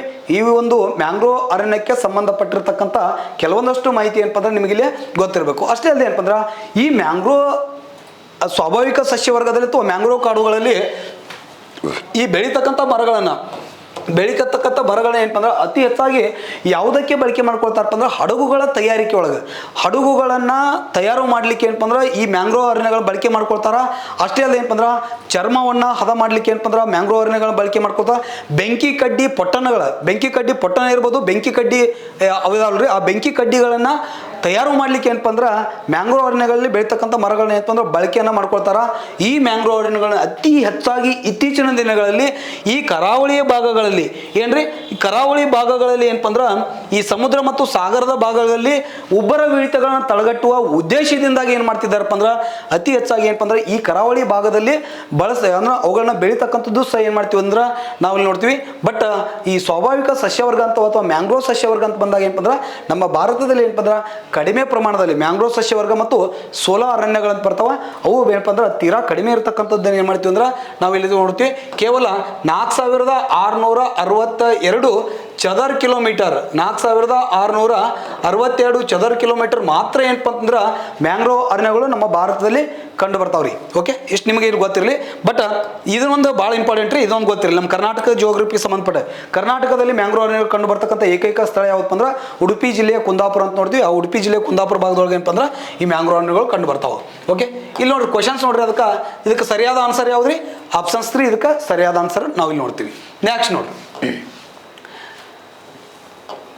ನೆಕ್ಸ್ಟ್ ಎರಡನೇದು ಕ್ವಶನ್ಸ್ ನೋಡ್ರಿ. ಕೆಳಗಿನ ಹೇಳಿಕೆಗಳನ್ನು ಪರಿಗಣಿಸೋದು ಕೊಟ್ಟಿದ್ದಾನ. ಆಪ್ಷನ್ಸ್ ನೋಡ್ರಿ, ಇಲ್ಲಿ ಪಶ್ಚಿಮ ಮತ್ತು ಪೂರ್ವ ಘಟ್ಟಗಳು ನೀಲಗಿರಿ ಬೆಟ್ಟಗಳ ಬಳಿ ಸಂಧಿಸುತ್ತಿವೆ ಅಂತ ಕೇಳಿದಾನ. ಎಲ್ಲಿ ಸಂಧಿಸುತ್ತವೆ? ನೀಲಗಿರಿ, ಪಶ್ಚಿಮ ಘಟ್ಟಗಳು ಮತ್ತು ಪೂರ್ವ ಘಟ್ಟಗಳು ನೀಲಗಿರಿ ಬೆಟ್ಟಗಳಲ್ಲಿ ಸಂಧಿಸುತ್ತವೆ. ನೆಕ್ಸ್ಟ್ ಆಪ್ಷನ್ಸ್ ಬಿ ನೋಡ್ರಿ, ಪೂರ್ವ ಬೆಟ್ಟಗಳು ನದಿಗಳಿಂದ ಅತಿ ಹೆಚ್ಚು ಸವೆತಕ್ಕೀಡಾಗಿವೆ ಅಂತ ಕೇಳಿದಾನ. ಏನ್ರಿ, ಪೂರ್ವ ಘಟ್ಟಗಳು ಏನಾವಲ್ರಿ ಅವು ನದಿಗಳಿಂದ ಅತಿ ಹೆಚ್ಚು ಸವೆತಕ್ಕೀಡಾಗಿವೆ ಅಂತ ಕೇಳಿದಾನ. ನೆಕ್ಸ್ಟ್ ನೋಡ್ರಿ ಆಪ್ಷನ್ ಸಿ ನೋಡ್ರಿ, ಪರ್ಯಾಯ ಪ್ರಸ್ಥಭೂಮಿ ನದಿಗಳು ಪಶ್ಚಿಮ ಘಟ್ಟದಲ್ಲಿ ಉಗಮಿಸುವುದಿಲ್ಲ ಅಂತ ಕೇಳಿದಾನ. ಇಲ್ಲಿ ಕೆಳಗೆ ಮತ್ತೆ ಆಪ್ಷನ್ಸ್ ಕೊಟ್ಟಿದ್ದಾನೆ ನೋಡ್ರಿ. ಈ ಕೆಳಗಿನ ಸಂಕೇತಗಳಿಂದ ಸರಿಯಾದ ಉತ್ತರ ಆಯ್ಕೆ ಮಾಡಿ ಅಂತ ಕೇಳಿದಾನ. ಆಪ್ಷನ್ಸ್ ನೋಡ್ರಿ, ಆಪ್ಷನ್ಸ್ ಎದೊಳಗ ಎ ಮತ್ತು ಬಿ ಸರಿ, ಆಪ್ಷನ್ಸ್ ಬಿ ದೊಳಗ ಎ ಮತ್ತು ಸಿ ಸರಿ, ಆಪ್ಷನ್ ಸಿ ದೊಳಗ ಬಿ ಮತ್ತು ಸಿ ಸರಿ, ಆಪ್ಷನ್ಸ್ ಡಿ ಒಳಗ ಮೇಲಿನ ಎಲ್ಲವೂ ಸರಿ ಅಂತೇಳಿ ಈ ರೀತಿ ಕೊಟ್ಟಿದ್ದಾನ. ಈಗ ಆಲ್ಮೋಸ್ಟ್ ಆಲ್ ನೋಡ್ರಿ, ಇಲ್ಲಿ ಪಶ್ಚಿಮ ಘಟ್ಟಗಳು ಮತ್ತು ಪೂರ್ವ ಘಟ್ಟಗಳು ನೀಲಗಿರಿ ಬೆಟ್ಟಗಳ ಬಳಿ ಸಂಧಿಸುತ್ತಿವೆ ಅಂತೇಳಿ ಇಲ್ಲಿ ಆಪ್ಷನ್ಸ್ ಕೇಳಿದಾನೆ. ಇಲ್ಲಿ ಒಂದೇ ಆಪ್ಷನ್ಸ್ ಏನೈತಿ ಅದರ ಪ್ರಕಾರ ನಾವು ಏನಪ್ಪ ಅಂದ್ರೆ ಹೋಗೋಣ. ಇಲ್ಲಿ ನಮ್ಮ ಭಾರತದಲ್ಲಿ ಏನಪ್ಪ ಅಂದ್ರೆ ಪಶ್ಚಿಮ ಘಟ್ಟಗಳಂತ ಬರ್ತಾವ. ಭಾರತದಲ್ಲಿ ಪಶ್ಚಿಮ ಘಟ್ಟಗಳು ಮತ್ತು ಪೂರ್ವ ಘಟ್ಟಗಳಂತ ನೋಡ್ತೀವಿ. ಈ ಪಶ್ಚಿಮ ಘಟ್ಟಗಳು ಮತ್ತು ಪೂರ್ವ ಘಟ್ಟಗಳು ಎಲ್ಲಿಂದ ಸ್ಟಾರ್ಟ್ ಆಗ್ತಾವಪ್ಪ ಅಂದ್ರೆ ಆ ಗುಜರಾತ್ ರಾಜ್ಯದ ಒಳಗೆ ಏನಪ್ಪ ಅಂದ್ರೆ ತಾಪಿ ನದಿ ಕಂಡು ಬರ್ತದ. ಆ ಗುಜರಾತ್ ರಾಜ್ಯದ ತಾಪಿ ನದಿಯಿಂದ ಹಿಡ್ಕೊಂಡ್ಬಿಟ್ಟು ದಕ್ಷಿಣದ ಕನ್ಯಾಕುಮಾರಿವರೆಗೆ, ಎಲ್ರಿ ದಕ್ಷಿಣದ ಕನ್ಯಾಕುಮಾರಿ ಅಂತ ನೋಡ್ತೀವಿ. ಈ ಕನ್ಯಾಕುಮಾರಿವರೆಗೆ ಏನಪ್ಪ ಅಂದ್ರೆ ಪಶ್ಚಿಮ ಘಟ್ಟಗಳು ಹಂಚಿಕೆ ಆಗಿರ್ತಕ್ಕಂಥದ್ದನ್ನು ನಾವಿಲ್ಲಿ ನೋಡ್ತೀವಿ. ನೆಕ್ಸ್ಟ್ ಪೂರ್ವ ಘಟ್ಟ ಏನಪ್ಪ ಅಂದ್ರೆ ಒಡಿಶಾ ರಾಜ್ಯದ ಮಹಾನದಿ ಮುಖಜ ಭೂಮಿಯಿಂದ, ಒಡಿಶಾ ರಾಜ್ಯದ ಮಹಾನದಿ ಮುಖಜ ಭೂಮಿಯಿಂದ ಏನಪ್ಪ ಅಂದ್ರೆ ದಕ್ಷಿಣದಲ್ಲಿ ಏನಪ್ಪ ಅಂದ್ರೆ ತಮಿಳುನಾಡು ರಾಜ್ಯದ ವೈಗೈ ಅಂತಕ್ಕಂಥ ಒಂದು ನದಿ ಕಂಡು ಬರ್ತದೆ. ಯಾವ ನದಿ ರೀ? ವೈಗೈ ಅಂತ ನದಿ ನೋಡ್ತೀವಿ. ಆ ವೈಗೈ ನದಿವರೆಗೆ ಏನಪ್ಪ ಅಂದ್ರೆ ಈ ಪೂರ್ವ ಘಟ್ಟಗಳು ಹಂಚಿಕೆ ಆಗಿರುವುದನ್ನು ನಾವು ನೋಡ್ತೀವಿ. ಪಶ್ಚಿಮ ಘಟ್ಟಗಳು ಒಡಿಶಾ ಇದೇನು ಗುಜರಾತ್ ರಾಜ್ಯದ ದಕ್ಷಿಣ ಭಾಗದಿಂದ ಹಿಡ್ಕೊಂಡ್ಬಿಟ್ಟು ಏನಪ್ಪ ಅಂದ್ರೆ ಕನ್ಯಾಕುಮಾರಿವರೆಗೆ, ಪೂರ್ವ ಘಟ್ಟಗಳು ಏನಾಗಿದಾವಪ್ಪ ಅಂತಂದ್ರೆ ಒಡಿಶಾ ರಾಜ್ಯದ ಮಹಾನದಿ ಮುಖಜ ಭೂಮಿಯಿಂದ ಏನಾಗಿದಪ್ಪ ಅಂದ್ರೆ ವೈಗೈ ನದಿವರೆಗೆ ಏನಪ್ಪ ಅಂದ್ರೆ ಇವು ಹಂಚಿಕೆ ಆಗಿರುವುದನ್ನು ನೋಡ್ತೀವಿ. ಇವುಗಳನ್ನು ನಾವು ಏನು ಕರಿತೀವಿ ಅಂದ್ರೆ ಪಶ್ಚಿಮ ಘಟ್ಟಗಳು. ಯಾವ ಘಟ್ಟಗಳು ಇವು? ಪಶ್ಚಿಮ ಘಟ್ಟಗಳು. ಪಶ್ಚಿಮ ಘಟ್ಟಗಳು. ಇವು ಯಾವಪ್ಪ ಅಂದ್ರೆ ನಾವು ಇವುಗಳನ್ನ ಪೂರ್ವ ಘಟ್ಟಗಳು ಅಂತೇಳಿ ಮಾಡ್ತೀವಿ ಅಂದ್ರೆ ನಾವು ಇಲ್ಲಿ ನೋಡ್ತೀವಿ. ಸ್ವಲ್ಪ ಕರೆಕ್ಟಾಗಿ ಅಬ್ಸರ್ವೇಷನ್ ಮಾಡ್ರಿ. ಈ ಪಶ್ಚಿಮ ಘಟ್ಟಗಳು ಮತ್ತು ಪೂರ್ವ ಘಟ್ಟಗಳು ಅಂತ ಬಂದಾಗ ಮತ್ತು ಅದ್ರ ಬಗ್ಗೆ ನಾವು ಸವಿವರವಾಗಿ ಏನಪ್ಪ ಅಂದ್ರೆ ನೆಕ್ಸ್ಟ್ ಕ್ಲಾಸ್ ಚರ್ಚೆ ಮಾಡೋಣ. ಬಟ್ ಇಲ್ಲಿ ನಾವು ಕ್ವಶನ್ಸ್ ಅನಾಲಿಸಿಸ್ ಮಾಡುವ ಸಂದರ್ಭದಲ್ಲಿ ಪಶ್ಚಿಮ ಮತ್ತು ಪೂರ್ವ ಘಟ್ಟಗಳು ನೀಲಗಿರಿ ಬೆಟ್ಟಗಳಲ್ಲಿ ಸಂಧಿಸುತ್ತೆ ಅಂತ ಕೇಳಿದಾನ. ನೋಡ್ರಿ, ಇಲ್ಲಿ ಪಶ್ಚಿಮ ಘಟ್ಟಗಳು ಮತ್ತು ಪೂರ್ವ ಘಟ್ಟಗಳು ಏನಾಗ್ತಾವಪ್ಪ ಅಂತಂದ್ರೆ ಈ ತಮಿಳುನಾಡು ರಾಜ್ಯ ಅಂತ ಕಂಡು ಬರ್ತದ. ಈ ತಮಿಳುನಾಡು ರಾಜ್ಯ ಭಾಗದಲ್ಲಿ ಏನಪ್ಪ ಅಂದ್ರೆ ನೀಲಗಿರಿ ಬೆಟ್ಟಗಳಂತದಾವ. ಯಾವ ಬೆಟ್ಟಗಳದಾವ್ರಿ? ನೀಲಗಿರಿ ಅಂತ ನೋಡ್ತೀವಿ. ಈ ನೀಲಗಿರಿ ಬೆಟ್ಟಗಳಲ್ಲಿ ಬಂದು ಏನಾಗ್ತಾವ ಅಂದ್ರೆ ಈ ಪೂರ್ವ ಘಟ್ಟಗಳು ಮತ್ತು ಪಶ್ಚಿಮ ಘಟ್ಟಗಳು ಎರಡು ಬಂದು ಏನಾಗ್ತಾವಪ್ಪ ಅಂದ್ರೆ ಸಂಧಿಸ್ತಾವ. 100% ಏನಪ್ಪ ಅಂದ್ರೆ ಸರಿ ಅಂತೇಳಿ ನಾವು ಏನ್ ಮಾಡ್ತೀವಿ ಅಂದ್ರೆ ನೋಡ್ತೀವಿ. ಅಂದ್ರೆ ಇದರ ಅರ್ಥ ಏನಪ್ಪ ಅಂದ್ರೆ ಈ ಆಪ್ಷನ್ಸ್ ಎ ಏನಾಗ್ತದಂದ್ರೆ ಸರಿ ಆಗ್ತದೆ. ಆಪ್ಷನ್ಸ್ ಎ ಅಂತಂದ್ರೆ ಇಲ್ಲಿ ಸರಿ ಇದೆ. ನೆಕ್ಸ್ಟ್ ಆಪ್ಷನ್ಸ್ ಬಿ ನೋಡ್ರಿ, ಪೂರ್ವ ಬೆಟ್ಟಗಳು ನದಿಗಳಿಂದ ಅತಿ ಹೆಚ್ಚು ಸವಿತಕ್ಕೀಡಾಗಿವೆ ಅಂತ ನಾನು ಇಲ್ಲಿ ಪೂರ್ವ ಘಟ್ಟಗಳಂತದವಲ್ರಿ, ಈ ಪೂರ್ವ ಘಟ್ಟಗಳು ನದಿಗಳಿಂದ ಅತಿ ಹೆಚ್ಚು ಸವಿತಕ್ಕೀಡಾಗಿವೆ ಅಂತ ಹೇಳಿದಾನು. ನೋಡ್ರಿ, ಇಲ್ಲಿ ಆಲ್ಮೋಸ್ಟ್ ಆಲ್ ಏನಪ್ಪ ಅಂದ್ರೆ ದಕ್ಷಿಣ ಭಾರತದಲ್ಲಿ ಏನಾಗ್ತಾವಪ್ಪ ಅಂದ್ರೆ ದಕ್ಷಿಣ ಭಾರತದಲ್ಲಿ ಉಗಮಗೊಳ್ತಕ್ಕಂಥ ನದಿಗಳು ಏನಾಗ್ತಾವಪ್ಪ ಅಂದ್ರೆ ಪಶ್ಚಿಮ ಘಟ್ಟಗಳಲ್ಲಿ ಉಗಮಿಸ್ತಾವ. ಪಶ್ಚಿಮ ಘಟ್ಟಗಳಲ್ಲಿ ಉಗಮಿಸಿ ಪೂರ್ವಾಭಿಮುಖವಾಗಿ ಏನಪ್ಪ ಅಂದ್ರೆ ಈ ನದಿಗಳು ಹರಿಯುವುದನ್ನು ನಾವು ನೋಡ್ತೀವಿ. ಇಲ್ಲಿ ಏನಾಗ್ತವಪ್ಪ ಅಂದ್ರೆ ಪಶ್ಚಿಮ ಘಟ್ಟಗಳು ಕಡಿದಾದ ಇಳಿಜಾರನ್ನು ಹೊಂದಿರ್ತಾವ. ಪೂರ್ವ ಘಟ್ಟಗಳು ಏನಾಗ್ತಾವಪ್ಪ ಅಂತಂದ್ರೆ ಕೆಲವೊಂದಷ್ಟು ಏನಪ್ಪ ಅಂದ್ರೆ ಸಮತಟ್ಟಾಗಿರ್ತಕ್ಕಂಥ ಮೈದಾನ ಪ್ರದೇಶ ಈ ಭಾಗದಲ್ಲಿ ಕಂಡು ಬರ್ತದ. ಸಮತಟ್ಟಾಗಿರ್ತಕ್ಕಂಥ ಮೈದಾನ ಪ್ರದೇಶ ಇಲ್ಲಿ ಕಂಡು ಬರೋದ್ರಿಂದ ಆಯ್ತಂದ್ರ ಪಶ್ಚಿಮ ಘಟ್ಟಗಳಲ್ಲಿ ಉಗಮಿಸಿ ಪೂರ್ವಕ್ಕೆ ಇರತಕ್ಕಂಥ ನದಿಗಳು ಏನಾಗ್ತಾವಪ್ಪ ಅಂದ್ರೆ ಬಹಳ ನಿಧಾನವಾಗಿ ಏನಪ್ಪ ಅಂದ್ರೆ ಹರಿಯೋದ್ರಿಂದ ಏನಾಗ್ತಾವಪ್ಪ ಅಂದ್ರೆ ಇಲ್ಲಿ ಹರಿತಕ್ಕಂಥ ಪೂರ್ವ ಘಟ್ಟದಲ್ಲಿ ಹರಿತಕ್ಕಂಥ ನದಿಗಳು ಈ ಒಂದು ಪೂರ್ವ ಘಟ್ಟಗಳನ್ನ ಏನ್ ಮಾಡ್ತಾವಪ್ಪ ಅಂತಂದ್ರೆ ಅವುಗಳನ್ನ ಸವಿತ ಮಾಡ್ತಾವ. ಅಂದ್ರೆ ನಿಧಾನವಾಗಿ ಹರಿಯೋದ್ರಿಂದ ಅಲ್ಲಿ ವಿಶಾಲವಾಗಿರ್ತಕ್ಕಂಥ ಮೈದಾನ ಪ್ರದೇಶವನ್ನು ಏನಪ್ಪ ಅಂದ್ರೆ ನಿರ್ಮಾಣ ಮಾಡೋದ್ರಿಂದ ಏನಾಗ್ತದಪ್ಪ ಅಂದ್ರೆ ಪಶ್ಚಿಮ ಘಟ್ಟಗಳ ಭಾಗದಲ್ಲಿ ಏನಾಗ್ತಾವ ಅಂದ್ರೆ ಇಲ್ಲಿ ಸವಿತಕ್ಕೆ ಒಳಗಾಗಿರ್ತಕ್ಕಂಥದ್ದನ್ನ ಏನ್ ಮಾಡ್ತೀವಿ ಅಂದ್ರೆ ನೋಡ್ತೀವಿ. ಸೊ ಇಲ್ಲಿ ಏನಾಗ್ತದಪ್ಪ ಅಂದ್ರೆ ಪೂರ್ವ ಘಟ್ಟಗಳು ಏನಪ್ಪ ಅಂದ್ರೆ ನದಿಗಳ ಸಂಚಯನ ಕಾರ್ಯದಿಂದ ಏನಪ್ಪ ಅಂದ್ರೆ ಸವಿತಕ್ಕೆ ಒಳಗಾಗಿರ್ತಕ್ಕಂಥದ್ದು ಏನ್ ಮಾಡ್ತೀವಿ ಅಂದ್ರೆ ನೋಡ್ತೀವಿ. ಆಪ್ಷನ್ಸ್ ಬಿನು ಸರಿ ಐತಿ. ಪೂರ್ವ ಬೆಟ್ಟಗಳು ನದಿಗಳಿಂದ ಅತಿ ಹೆಚ್ಚು ಸವಿತಕ್ಕೆ ಈಡಾಗಿವೆ, ಇದು ಸರಿ ಇದೆ. ಇನ್ನು ಆಪ್ಷನ್ಸ್ ನೋಡ್ರಿ, ಪರ್ಯಾಯ ಪ್ರಸ್ಥಭೂಮಿ ನದಿಗಳು ಪಶ್ಚಿಮ ಘಟ್ಟದಲ್ಲಿ ಉಗಮಿಸುವುದಿಲ್ಲ ಅಂದಾನ. ಅಂದ್ರೆ ಪರ್ಯಾಯ ಪ್ರಸ್ಥಭೂಮಿ ಅಂತಂದ್ರೆ ಯಾವ್ದು ಬಂತ್ರಿ ಸರ? ಸ್ವಲ್ಪ ಇಲ್ಲಿ ಅಬ್ಸರ್ವೇಷನ್ ಮಾಡ್ರಿ. ನರ್ಮದಾ ಮತ್ತು ತಪ್ತಿ ನದಿ ಅಂತ ನೋಡ್ತೀವಿ. ನರ್ಮದಾ ನದಿಯಿಂದ ದಕ್ಷಿಣಕ್ಕೆ ಇರತಕ್ಕಂಥ ಭಾಗವನ್ನು ನಾವು ಏನಂತ ಕರಿತೀವಪ್ಪ ಅಂತಂದ್ರೆ ನಾವು ಭಾರತದ ಆ ಪ್ರಾಕೃತಿಕ ವಿಭಾಗದೊಳಗೆ ಅಧ್ಯಯನ ಮಾಡ್ತಿರ್ತೀವಿ. ಭಾರತವನ್ನ ಪ್ರಾಕೃತಿಕವಾಗಿ ಎಷ್ಟು ಭಾಗಗಳ ವಿಂಗಡಣೆ ಮಾಡಿದಾರಪ್ಪ ಅಂತಂದ್ರೆ 4 ಭಾಗಗಳ ವಿಂಗಡಣೆ ಮಾಡಿದಾರ. ಒಂದು ಉತ್ತರದ ಪರ್ವತಗಳಂತ ನೋಡ್ತೀವಿ. ಆಮೇಲೆ ಉತ್ತರದ ಮಹಾಮೈದಾನ, ಪರ್ಯಾಯ ಪ್ರಸ್ಥಭೂಮಿ ಮತ್ತು ದ್ವೀಪಗಳು ಮತ್ತು ಕರಾವಳಿ ಭಾಗಗಳು ಅಂತ ನೋಡ್ತೀವಿ. ಪಶ್ಚಿಮ ಕರಾವಳಿ, ಪೂರ್ವ ಕರಾವಳಿ ಈ ಭಾಗ ಅಂತ ಬರ್ತಾವ. ಇದನ್ನ ಈ ನರ್ಮದಾ ನದಿಯಿಂದ ದಕ್ಷಿಣ ಭಾಗವನ್ನು ನಾವು ಏನಪ್ಪ ಅಂದ್ರೆ ಪರ್ಯಾಯ ಪ್ರಸ್ಥಭೂಮಿ ಅಂತ ಕರಿತೀವಿ. ದಕ್ಷಿಣ ಭಾಗದಲ್ಲಿ ಅಥವಾ ಪರ್ಯಾಯ ಪ್ರಸ್ಥಭೂಮಿಯಲ್ಲಿ ಉಗಮಿಸ್ತಕ್ಕಂಥ ನದಿಗಳು ಏನಾಗ್ತಾವಪ್ಪ ಅಂತಂದ್ರೆ ಎಲ್ಲ ಆಲ್ಮೋಸ್ಟ್ ಅತಿ ಹೆಚ್ಚು ಏನಾಗ್ತಾವಪ್ಪ ಅಂದ್ರೆ ಅವು ಪೂರ್ವ ಘಟ್ಟಗಳಲ್ಲಿ ನಾವು ಉಗಮಗೊಳ್ತಕ್ಕಂಥದ್ದನ್ನು ನಾವು ಏನ್ ಮಾಡ್ತೀವಿ ಅಂದ್ರೆ ನಾವು ನೋಡ್ತೀವಿ. ಪೂರ್ವ ಘಟ್ಟಗಳಲ್ಲಿ ಪರ್ಯಾಯ ಪ್ರಸ್ಥಭೂಮಿಯಲ್ಲಿ ಹರಿತಕ್ಕಂಥ ನದಿಗಳು ಪೂರ್ವ ಘಟ್ಟಗಳಲ್ಲಿ ಉಗಮಿಸಿ ಕೆಲವೊಂದಷ್ಟು ನದಿಗಳು ಏನಾಗ್ತಾವಪ್ಪ ಅಂದ್ರೆ ಅರಬ್ಬಿ ಸಮುದ್ರವನ್ನ ಸೇರ್ತಾವ. ಏನ್ರಿ? ಅರಬ್ಬಿ ಸಮುದ್ರವನ್ನ ಸೇರುತ್ತವೆ. ಕೆಲವೊಂದಷ್ಟು ನದಿಗಳು ಏನಾಗ್ತಾವಪ್ಪ ಅಂದ್ರೆ ಅರಬ್ಬಿ ಸಮುದ್ರವನ್ನ ಸೇರಿದ್ರ ಕೆಲವೊಂದಷ್ಟು ನದಿಗಳು ಏನಾಗ್ತಾವ ಅಂದ್ರೆ ಪೂರ್ವಕ್ಕೆ ಹರಿದು ಏನಾಗ್ತಾವಪ್ಪ ಅಂದ್ರೆ ಬಂಗಾಳ ಕೊಲ್ಲಿಯನ್ನು ಸೇರುತ್ತವೆ. ಏನ್ ಕೇಳ್ತಾವ್ರಿ? ಎಲ್ಲಿ ಸೇರ್ತಾವ? ಬಂಗಾಳ ಕೊಲ್ಲಿ ಅಂತ ನೋಡ್ತೀವಿ. ಬಂಗಾಳ ಕೊಲ್ಲಿಯನ್ನು ಏನ್ ಮಾಡ್ತಾವ ಅಂದ್ರೆ ಸೇರ್ತಾವ. ಅಲ್ಲಿ ಅರಬ್ಬಿ ಸಮುದ್ರವನ್ನ ಸೇರ್ತಕ್ಕಂಥ ನದಿಗಳನ್ನ ನಾವು ಪಶ್ಚಿಮದಕ್ಕೆ ಹರಿಯುವ ನದಿಗಳಂತ ಕರೆದ್ರೆ ಬಂಗಾಳ ಕೊಲ್ಲಿ ಸೇರುವ ನದಿಗಳನ್ನ ನಾವು ಏನಪ್ಪ ಅಂದ್ರೆ ಪೂರ್ವಕ್ಕೆ ಹರಿಯುವ ನದಿಗಳಂತ ನೋಡ್ತೀವಿ. ಆದ್ರ ದಕ್ಷಿಣ ಭಾರತ ಅಥವಾ ಪರ್ಯಾಯ ಪ್ರಸ್ಥಭೂಮಿಯಲ್ಲಿ ಹರಿತಕ್ಕಂಥ ನದಿಗಳು ಎಲ್ಲ ಏನಾಗ್ತಾವಪ್ಪ ಅಂದ್ರೆ ಅವು ಪಶ್ಚಿಮ ಘಟ್ಟಗಳಲ್ಲಿ ಉಗಮಿಸ್ತವೆ.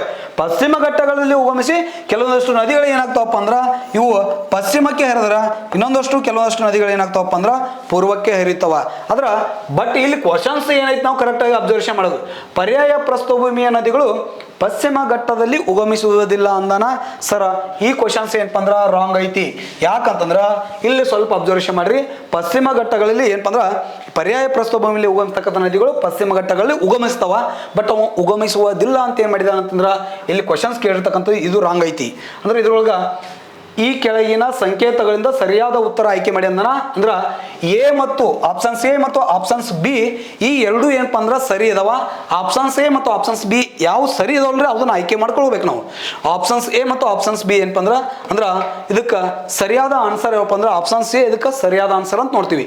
ಈ ಎರಡು ಆನ್ಸರ್ಗಳು ಏನಪ್ಪ ಸರಿ ಇರೋದ್ರಿಂದ ಏನಪ್ಪ ಅಂದ್ರೆ ಆಪ್ಷನ್ಸ್ ಎ ಇದಕ್ಕೆ ಏನಪ್ಪ ಅಂದ್ರೆ ಸರಿಯಾದ ಉತ್ತರ ಅಂತೇಳಿ ನಾವಿಲ್ಲ ನೋಡ್ತೀವಿ ಸರ್. ಇಷ್ಟು ನಿಮ್ಗೆ ಏನಪ್ಪ ಅಂದ್ರೆ ಇದ್ರ ಬಗ್ಗೆ ಏನಪ್ಪ ಅಂದ್ರೆ ಒಂದು ಮಾಹಿತಿ ಗೊತ್ತಿರ್ಬೇಕು ನೋಡ್ರಿ ಇಲ್ಲಿ.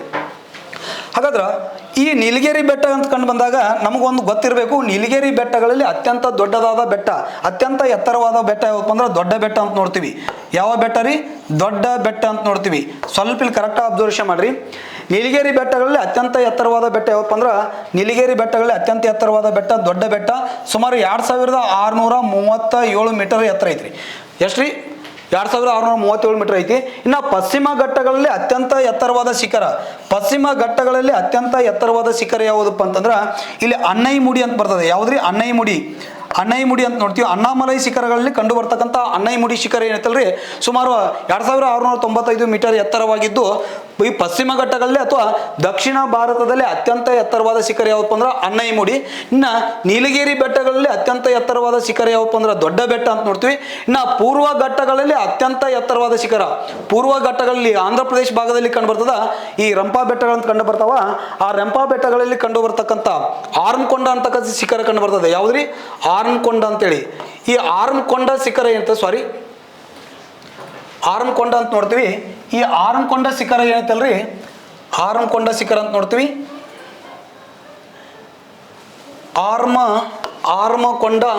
ಆರ್ಮಕೊಂಡ ಶಿಖರ ಅಂತ ನೋಡ್ತೀವಿ. ಈ ಆರ್ಮಕೊಂಡ ಶಿಖರ ಏನಪ್ಪ ಅಂದ್ರೆ ಪೂರ್ವ ಘಟ್ಟಗಳಲ್ಲಿ ಅತ್ಯಂತ ಎತ್ತರವಾದ ಶಿಖರ. ಪೂರ್ವ ಘಟ್ಟ ರಂಪಾ ಬೆಟ್ಟ, ಆಂಧ್ರ ಪ್ರದೇಶದ ರಂಪಾ ಬೆಟ್ಟ ಅಂತ ನೋಡ್ತೀವಿ. ಆ ರಂಪಾ ಬೆಟ್ಟಗಳಲ್ಲಿ ಆರ್ಮಕೊಂಡ ಶಿಖರ ಕಂಡು ಬರ್ತದೆ. ಅಷ್ಟೇ ಅಲ್ಲ ಏನಪ್ಪ ಅಂದ್ರೆ ಇದೇ ರಂಪಾ ಬೆಟ್ಟದಲ್ಲಿ ಒಂದು ವಿಶೇಷವಾಗಿರ್ತಕ್ಕಂಥ ಒಂದು ದೇವಸ್ಥಾನ ಸಹ ಏನಪ್ಪ ಅಂದ್ರೆ ಕಂಡು ಬರ್ತದೆ. ನಾವು ತಿರುಪತಿ ತಿಮ್ಮಪ್ಪ ಅಂತ ನೋಡ್ತೀವಿ. ತಿರುಪತಿ ತಿಮ್ಮಪ್ಪ ಯಾವ ಬೆಟ್ಟದಲ್ಲಿ ಕಂಡು ಬರ್ತಾನಪ್ಪ ಅಂದ್ರೆ ರಂಪಾ ಬೆಟ್ಟಗಳಂತ ಕಂಡು ಬರ್ತಾವೆ ಆಂಧ್ರ ಪ್ರದೇಶ ಭಾಗದಾಗ. ಆ ಭಾಗದಲ್ಲಿ ಏನಪ್ಪ ಅಂದ್ರೆ ತಿರುಪತಿ ತಿಮ್ಮಪ್ಪ ಇರುವುದನ್ನು ನೋಡ್ತೀವಿ. ಅಲ್ಲಿ ಕಂಡು ಬರ್ತಕ್ಕಂಥದ್ದು ಆರ್ಮಕೊಂಡ ಶಿಖರ. ಇದು ಪೂರ್ವ ಘಟ್ಟಗಳಲ್ಲಿ ಅತ್ಯಂತ ಎತ್ತರವಾದ ಶಿಖರ ಆರ್ಮಕೊಂಡ ಶಿಖರ ಅಂತ ನೋಡ್ತೀವಿ. ಇನ್ನು ಕರ್ನಾಟಕದ ಅತ್ಯಂತ ಎತ್ತರವಾದ ಶಿಖರ ಯಾವುದಪ್ಪ ಅಂತಂದ್ರೆ ನಿಮ್ಗೆಲ್ಲರಿಗೂ ಗೊತ್ತಿರತಕ್ಕಂಥದ್ದು ಮುಳ್ಳಯ್ಯನಗಿರಿ. ಯಾವ್ದ್ರಿ? ಕರ್ನಾಟಕದ ಅತ್ಯಂತ ಎತ್ತರವಾದ ಶಿಖರ ಯಾವುದು? ಮುಳ್ಳಯ್ಯನಗಿರಿ. ಇನ್ನು ಗುರು ಶಿಖರ ಯಾವ್ದ್ರಿ? ಅರಾವಳಿ ಬೆಟ್ಟಗಳಲ್ಲಿ ಅತ್ಯಂತ ಎತ್ತರವಾದ ಶಿಖರ ಏನಪ್ಪ ಅಂದ್ರೆ ಗುರು ಶಿಖರ ಅಂತ ನೋಡ್ತೀವಿ. ನೆಕ್ಸ್ಟ್ ಈಶಾನ್ಯ ಬೆಟ್ಟಗಳಲ್ಲಿ ಅತ್ಯಂತ ಎತ್ತರವಾದ ಶಿಖರ ಏನಪ್ಪ ಅಂದ್ರೆ ಸಾರಮತಿ ಶಿಖರ. ನೆಕ್ಸ್ಟ್ ಭಾರತದ ಅತ್ಯಂತ ಎತ್ತರವಾದ ಶಿಖರ K2 ಅಥವಾ ಮೌಂಟ್ ಗಾಡ್ವಿನ್ ಆಸ್ಟಿನ್. ಅಷ್ಟೇ ಅಲ್ಲದೆ ಪ್ರಪಂಚದ ಅತ್ಯಂತ ಎತ್ತರವಾದ ಶಿಖರನು K2 ಅಥವಾ ಮೌಂಟ್ ಗಾಡ್ವಿನ್ ಆಸ್ಟಿನ್ ಅಂತೇಳಿ ನಾವಿಲ್ಲಿ ನೋಡ್ತೀವಿ. ಶಿಖರಗಳಂತ ಬಂದಾಗ ಏನಪ್ಪ ಅಂದ್ರೆ ಸ್ವಲ್ಪ ನಿಮಗೆ ಮಾಹಿತಿ ಇರಲಿ. ಪ್ರಪಂಚದ ಅತ್ಯಂತ ಶಿಖರ, ಅತ್ಯಂತ ಎತ್ತರವಾದ ಶಿಖರ ಯಾವುದು, ಭಾರತದ ಯಾವುದು, ಕರ್ನಾಟಕದ ಯಾವುದು, ಮತ್ತು ಭಾರತದಲ್ಲಿ ಕಂಡು ಬರ್ತಕ್ಕಂಥ ಅತ್ಯಂತ ಎತ್ತರವಾದ ಶಿಖರಗಳು ಯಾವ ಅನ್ನೋದು ಸ್ವಲ್ಪ ಮಾಹಿತಿ ಇತ್ತಂದ್ರೆ ಅದ್ರ ಮೇಲೆ ಕ್ವಶನ್ಸ್ ಏನಪ್ಪ ಅಂದ್ರೆ ಅರೈಸ್ ಆಗ್ತಕ್ಕಂಥ ಸಾಧ್ಯತೆಗಳಿರ್ತಾವ. ಓಕೆ, ನೆಕ್ಸ್ಟ್ ನೋಡ್ರಿ. ನೆಕ್ಸ್ಟ್ ಮೂರನೇದು ನೋಡ್ರಿ, ಇಲ್ಲಿ ಹೊಂದಿಸಿ ಬರೀ ಅಂತ ಕೊಟ್ಟಿದ್ದಾನ. ಭಾಳ ಇಂಪಾರ್ಟೆಂಟ್ ಆಗಿರ್ತಕ್ಕಂಥ ಕ್ವಶನ್ಸ್ ಐತ್ರಿ ಇದು. ಆಪ್ಷನ್ಸ್ ಸರಿಯಾಗಿ ಇಲ್ಲಿ ನೀವು ಅಬ್ಸರ್ವೇಷನ್ ಮಾಡ್ಬೇಕ್ರಿ. ಅಲ್ಲಿ ನೋಡ್ರಿ, ಚಿಪ್ಕೋ ಚಳವಳಿ, ನಕ್ಸಲ್ ಬರಿ ಚಳವಳಿ, ನರ್ಮದಾ ಬಚಾವು, ಅಪಿಕೋ ಚಳವಳಿ ಅಂತೇಳಿ ಇಲ್ಲಿ 4 ಆಪ್ಷನ್ಸ್ ಅವುಗಳನ್ನು ಹೊಂದಿಸಿ ಬರೀ ಕೇಳಿದಾನ. ಇಲ್ಲಿ ಚಿಪ್ಕೋ ಚಳವಳಿ ಅಂತ ಐತಿ. ಈ ಚಿಪ್ಕೋ ಚಳವಳಿ ಅಂತ ಬಂದಾಗ ಸ್ವಲ್ಪ ಇಲ್ಲಿ ಒಂದು ಸ್ಲೈಡ್, ಹೊಸ ಸ್ಲೈಡ್ ತೋತಂಗಪ್ರಿ. ಇಲ್ಲಿ ಒಟ್ಟು ಟೋಟಲ್ ಏನಪ್ಪ ಅಂತಂದ್ರೆ ಚಿಪ್ಕೋ ಚಳವಳಿ ಅಂತ ನೋಡ್ತೀವಿ. ಒಂದೇ ನಿಮಿಷ. ಚಿಪ್ಕೋ ಚಳವಳಿಯ ಅಲ್ಲಿ ಅವ್ರು ಏನು ಮಾಡಿದಾರಲ್ಲ, ಚಿಪ್ಕೋ ಈ ಚಳವಳಿಗಳ ಒಂದು ಮುಂದಾಳತ್ವ ಅಥವಾ ನೇತೃತ್ವ ವಹಿಸಿದವ್ರು ಯಾರು ಅಂತೇಳಿ ಕ್ವಶನ್ಸ್ ಕೇಳಿದಾನ. ಇಲ್ಲಿ ಹೊಂದಿಸಿ ಬರಲಿಕ್ಕೆ ಅಂತಂದ್ರೆ ಕೇಳಿದಾನ. ಚಿಪ್ಕೋ ಚಳವಳಿಯ ಒಂದು ಮುಂದಾಳತ್ವ ವಹಿಸಿದವ್ರು ಯಾರಪ್ಪ ಅಂದ್ರೆ ನಾವಿಲ್ಲಿ ನೋಡ್ತೀವಿ. ಯಾವಪ್ಪ ಅಂದ್ರೆ ಸುಂದರ್ಲಾಲ್ ಬಹುಗುಣ ಅಂತೇಳಿ. ಯಾವ್ದ್ರಿ? ಸುಂದರ್ಲಾಲ್ ಬಹುಗುಣ ಅಂತೇಳಿ. ನೆಕ್ಸ್ಟ್ ನಕ್ಸಲ್ ಬರಿ ಚಳವಳಿಯ ಮುಖ್ಯಸ್ಥ ಯಾರ ಮುಂದೆ ನೇತೃತ್ವ ವಹಿಸಿದವ್ರು ಯಾರಪ್ಪ ಅಂತಂದ್ರೆ ಚಾರು ಮಜುಮ್ದಾರ್ ಅಂತೇಳಿ ನೋಡ್ತೀವಿ. ನೆಕ್ಸ್ಟ್ ನರ್ಮದಾ ಬಚಾವೋ ಆಂದೋಲನಕ್ಕೆ ಸಂಬಂಧಿಸಿದವ್ರು ಯಾರಪ್ಪ ಅಂದ್ರೆ ಮೇಧಾ ಪಾಟ್ಕರ್ ಅವರು. ಮೇಧಾ ಪಾಟ್ಕರ್ ಇರ್ಬೋದು, ಬಾಬಾ ಆಮ್ಟೆ ಇರ್ಬೋದು. ಮೇಧಾ ಪಾಟ್ಕರ್ ಅಂತ ಕೊಟ್ಟಿದ್ದಾನ. ನೆಕ್ಸ್ಟ್ ಅಪಿಕೋ ಚಳವಳಿ ಯಾರಿಗೆ ಸಂಬಂಧಪಟ್ಟಿದಪ್ಪ ಅಂತಂದ್ರೆ ಅಪಿಕೋ ಚಳವಳಿ ಸಂಬಂಧಪಟ್ಟಿರುವುದು ಯಾರಪ್ಪ ಅಂದ್ರೆ ಪಾಂಡುರಂಗ್ ಹೆಗಡೆ ಅಂತ ನೋಡ್ತೀವಿ. ನಮ್ಮ ಕರ್ನಾಟಕದವ್ರಿ ಪಾಂಡುರಂಗ್ ಹೆಗಡೆ ಅವರು ಅಪಿಕೋ ಚಳವಳಿ ಏನಪ್ಪ ಅಂದ್ರೆ ನಮ್ಮ ಕರ್ನಾಟಕದ ಉತ್ತರ ಕನ್ನಡ ಜಿಲ್ಲೆ ಮತ್ತು ಆ ಶಿವಮೊಗ್ಗ ಜಿಲ್ಲೆ ಒಳಗೆ ಏನಪ್ಪ ಅಂದ್ರೆ ಈ ಅಪಿಕೋ ಚಳವಳಿ ಏನಪ್ಪ ಅಂದ್ರೆ ಪ್ರಾರಂಭ ಮಾಡ್ತಾರ. ಸ್ವಲ್ಪ ಕೆಲವೊಂದಷ್ಟು ಪರಿಸರಕ್ಕೆ ಸಂಬಂಧಪಟ್ಟಿರ್ತಕ್ಕಂಥ ಕೆಲವೊಂದಷ್ಟು ಚಳವಳಿ ಬಗ್ಗೆ ನಿಮ್ಗೆ ಗೊತ್ತಿರಬೇಕಾಗ್ತದೆ. ಸ್ವಲ್ಪ ಇಲ್ಲಿ ಕರೆಕ್ಟಾಗಿ ಅಬ್ಸರ್ವೇಷನ್ ಮಾಡ್ರಿ. ಒಂದು ಬಿಷ್ಣೋಯಿ ಚಳವಳಿ ಅಂತ ನೋಡ್ತೀವಿ. ಯಾವ್ದ್ರಿ? ಬಿಷ್ಣೋಯಿ ಚಳವಳಿ ಅಂತ ನೋಡ್ತೀವಿ. ಯಾವ್ದ್ರಿ? ಬಿಷ್ಣೋಯಿ ಚಳವಳಿ ಅಂತ ನೋಡ್ತೀವಿ.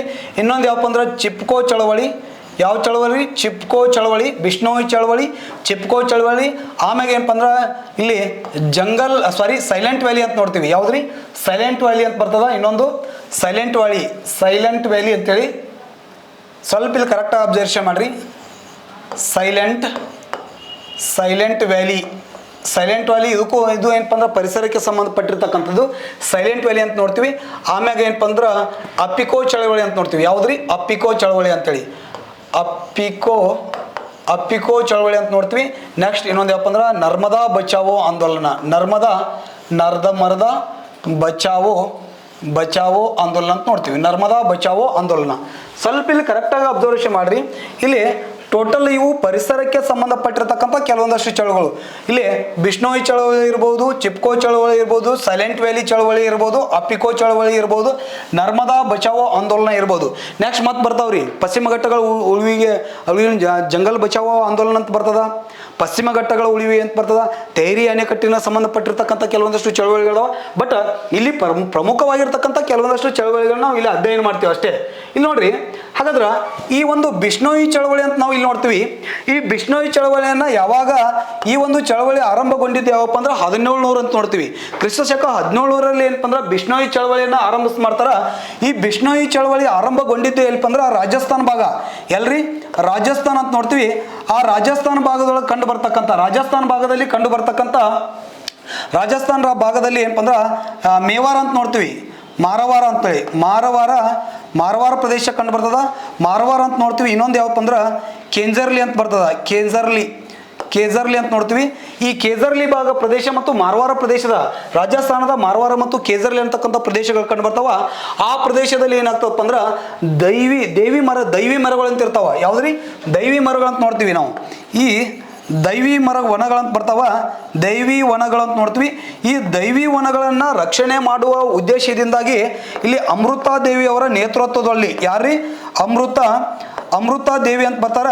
ಆ ಅಮೃತಾ ದೇವಿಯವರ ನೇತೃತ್ವದೊಳಗೆ ಏನು ಮಾಡ್ತಾರಪ್ಪ ಅಂದ್ರೆ ಈ ಬಿಷ್ಣೋಯಿ ಚಳವಳಿಯನ್ನು ಕೈಗೊಳ್ತಾರೆ.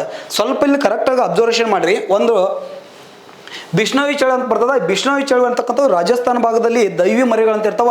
ಆ ದೈವಿ ಮರಗಳನ್ನು ಅಥವಾ ದೈವಿ ವನಗಳನ್ನ ಕಡಿಲಿಕ್ಕೆ ಏನಪ್ಪ ಅಂದ್ರೆ ಆ ಒಂದು ಈ ಕೇಜರ್ಲಿ ಪ್ರದೇಶ ಒಬ್ಬ ರಾಜ ಇರ್ತಾನ. ಆ ರಾಜನ ಸೈನಿಕರು ಏನು ಮಾಡಿರ್ತಾರಪ್ಪ ಅಂದ್ರೆ ಈ ದೈವಿ ಮರಗಳನ್ನ ಕರೀಲಿಕ್ಕೆ ಏನು ಮಾಡಿರ್ತಾರಪ್ಪ ಅಂದ್ರೆ ಈ ಒಂದು ಕೇಜರ್ಲಿ ಮತ್ತು ಮಾರವಾರ ಪ್ರದೇಶಕ್ಕೆ ಬಂದಿರ್ತಾರೆ. ಆ ಬಂದ ಸಂದರ್ಭದಲ್ಲಿ ಏನಾಗ್ತದಪ್ಪ ಅಂತಂದ್ರೆ ಈ ಒಂದು ಅಮೃತಾ ದೇವಿ ಅಂತಕ್ಕಂಥ ಒಬ್ಬ ಮಹಿಳೆ ಅಂತಾಳ, ಅವಳ ಒಂದು ನಾಯಕತ್ವದಲ್ಲಿ ಈ ದೈವಿ ವನಗಳನ್ನ ಸಂರಕ್ಷಣೆ ಮಾಡುವ ಉದ್ದೇಶದಿಂದಾಗಿ ಏನ್ ಮಾಡ್ತಾರಪ್ಪ ಅಂತಂದ್ರ ಆ ಸೈನಿಕರಿಗೆ ಏನ್ ಮಾಡ್ತಾರಪ್ಪ ಅಂದ್ರ ಅಡ್ಡಿಯನ್ನು ಉಂಟು ಮಾಡ್ತಾರ. ಆ ಅಡ್ಡಿಯನ್ನು ಉಂಟು ಮಾಡಿದಾಗ ಏನಾಗ್ತದಪ್ಪ ಅಂದ್ರ ಆ ಒಂದು ಈ ಬಿಷ್ಣೋಯಿ ಚಳವಳಿ ಸುಮಾರು 363 ಎಷ್ಟ್ರಿ 363 ಏನಾಗ್ತಾರಪ್ಪ ಅಂತಂದ್ರ ಮಂದಿ ಏನಪ್ಪ ಅಂದ್ರ ಮರಣವನ್ನು ಹೊಂದಿ ಏನಂತಂದ್ರ ಈ ಒಂದು ಚಳವಳಿ ಏನಾಗ್ತದಪ್ಪ ಅಂದ್ರ ಬಿಷ್ಣೋಯಿ ಚಳವಳಿ ಏನಪ್ಪ ಅಂದ್ರ ಅಂತ್ಯ ಆಗ್ತದ. ಬಿಷ್ಣೋಯಿ ಚಳವಳಿ ನಡೆದಿದ್ದು ಯಾವ ಉದ್ದೇಶದಿಂದಾಗಿ ಅಪ್ಪ ಅಂತಂದ್ರ ಇಲ್ಲಿ ದೈವಿ ವನಗಳನ್ನ ಸಂರಕ್ಷಣೆ ಮಾಡುವ ಉದ್ದೇಶದಿಂದಾಗಿ ಅಮೃತಾ ದೇವಿಯವರ ನೇತೃತ್ವದೊಳಗೆ ಏನಾಗ್ತದಪ್ಪ ಅಂದ್ರ ಈ ಕೇಜರ್ಲಿ ಮತ್ತು ಮಾರವಾರ ಪ್ರದೇಶದ ರಾಜಸ್ಥಾನ ಕೇಜರ್ಲಿ ಮತ್ತು ಮಾರವಾರ ಪ್ರದೇಶದೊಳಗ ಸುಮಾರು 1700 ಇಸ್ವಿ ಒಳಗ ಅಥವಾ 1700ನೇ ವರ್ಷದಲ್ಲಿ ಏನಾಗ್ತದೆ ಅಂದ್ರೆ ಬಿಷ್ಣೋಯಿ ಚಳವಳಿ ಏನಪ್ಪ ಅಂದ್ರೆ ನಡೆದಿರ್ತಕ್ಕಂಥದ್ದು ಸಹ ಏನು ಮಾಡಿರ್ತು ಅಂದ್ರೆ ನೋಡ್ತೀವಿ. ಈ ಬಿಷ್ಣೋಯಿ ಚಳವಳಿ ಅಂತಕ್ಕಂಥದ್ದು ಪರಿಸರ ಸಂರಕ್ಷಣೆಗೆ ನಡೆದಿರ್ತಕ್ಕಂಥ ಒಂದು ಚಳವಳಿ. ಇನ್ನು ನೆಕ್ಸ್ಟ್ ಇನ್ನೊಂದು ಐತಿ ನೋಡ್ರಿ, ಇಲ್ಲಿ ಚಿಪ್ಕೋ ಚಳವಳಿ ಅಂತ ನೋಡ್ತೀವಿ. ಚಿಪ್ಕೋ ಚಳವಳಿ ಎಲ್ಲಿಪ್ಪ ಅಂದ್ರೆ ಉತ್ತರಾಖಂಡ್ ರಾಜ್ಯ ಅಂತ ನೋಡ್ತೀವಿ. ಈ ಚಿಪ್ಕೋ ಚಳವಳಿ ನಡೆದಿದ್ದು ಎಲ್ಲಿಪ್ಪ ಅಂದ್ರೆ ಉತ್ತರಾಖಂಡ್ ರಾಜ್ಯದೊಳಗೆ ಅಲ್ಲಿ ಅಂತಂದ್ರೆ ಹಿಮಾಲಯ ಪರ್ವತದ ಅರಣ್ಯಗಳ ಸಂರಕ್ಷಣೆ ಮಾಡುವ ಉದ್ದೇಶದಿಂದಾಗಿ ಏನಾಗ್ತದೆ ಅಂದ್ರೆ ಇಲ್ಲಿ ಆ ಉತ್ತರಾಖಂಡ್ ರಾಜ್ಯದೊಳಗೆ ಏನಾಗ್ತದೆ ಈ ಚಿಪ್ಕೋ ಚಳವಳಿನ ಗರ್ವಾಲ ಅಂತಕ್ಕಂಥ ಪ್ರದೇಶ ಕಂಡು ಬರ್ತದ. ಆ ಗರ್ವಾಲ ಪ್ರದೇಶದೊಳಗೆ ಏನಪ್ಪ ಅಂದ್ರೆ ಆ ಹಿಮಾಲಯಗಳ ಸಂರಕ್ಷಣೆ ಮಾಡುವ ಉದ್ದೇಶದಿಂದಾಗಿ ಏನಪ್ಪ ಅಂದ್ರೆ 1973 ಕಾಲಾವಧಿಯಲ್ಲಿ 1973 ಒಂದು ಕಾಲಾವಧಿ ಒಳಗೆ ಏನಾಗ್ತದೆ ಅಂದ್ರೆ ಚಿಪ್ಕೋ ಚಳವಳಿನ ಏನು ಮಾಡ್ತದೆ ಅಂದ್ರೆ ಹಮ್ಮಿಕೊಳ್ತಾರ. ಹಾಗಾದ್ರೆ ಚಿಪ್ಕೋ ಚಳವಳಿಯ ಒಂದು ಮುಂದಾಳತ್ವ ವಹಿಸಿದವ್ರು ಯಾರಪ್ಪ ಅಂದ್ರೆ ಸುಂದರ್ಲಾಲ್ ಬಹುಗುಣ್ ಅಂತ ನೋಡ್ತೀವಿ. ಯಾರ್ರಿ ಸುಂದರ್ಲಾಲ್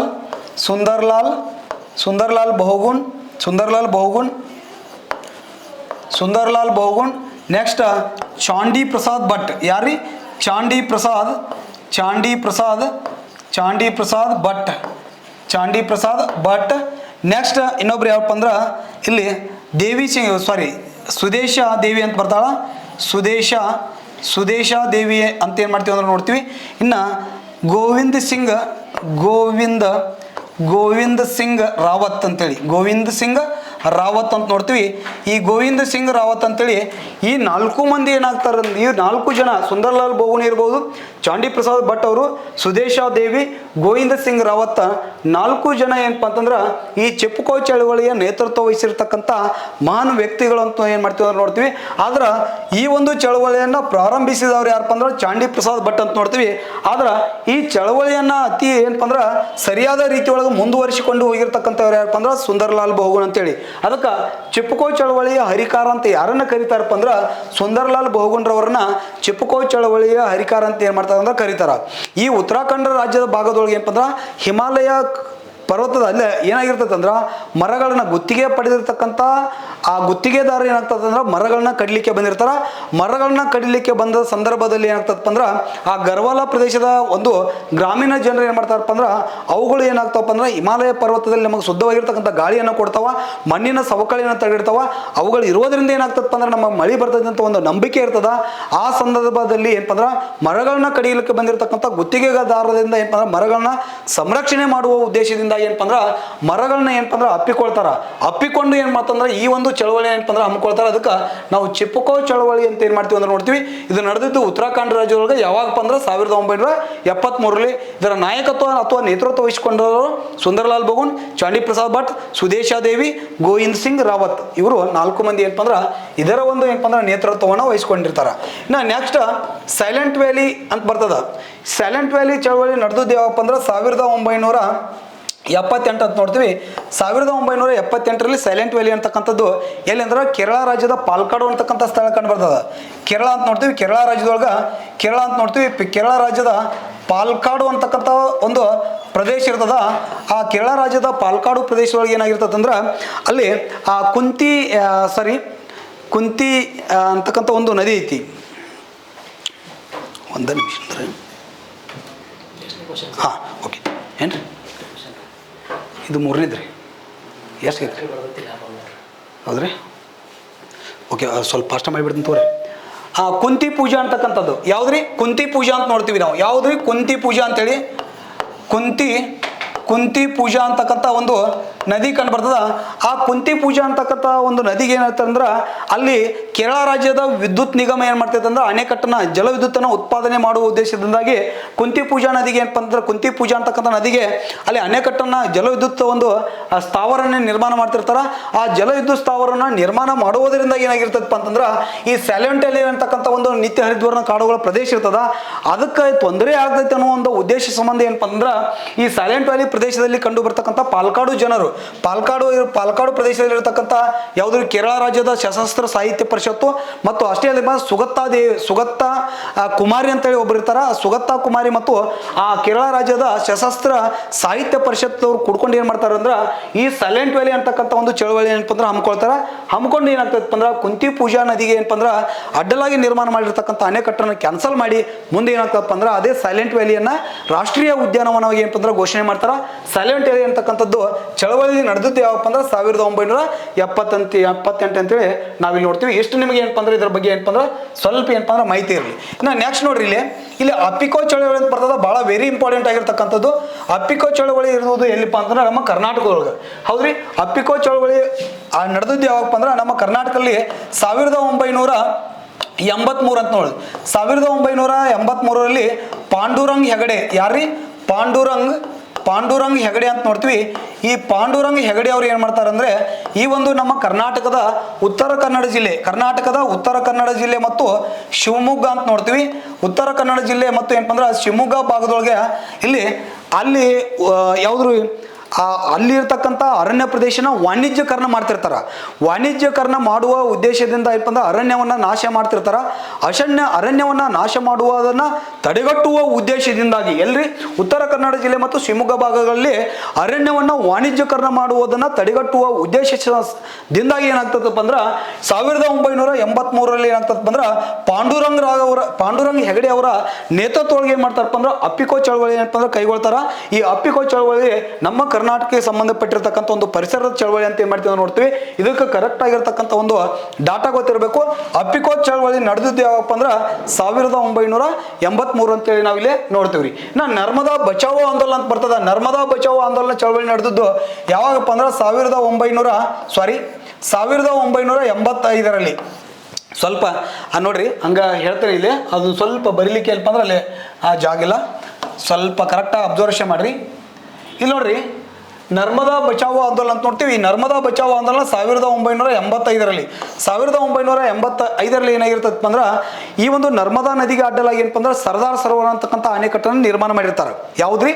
ಸರ್ದಾರ್ ಸರೋವರ ಅಣೆಕಟ್ಟು.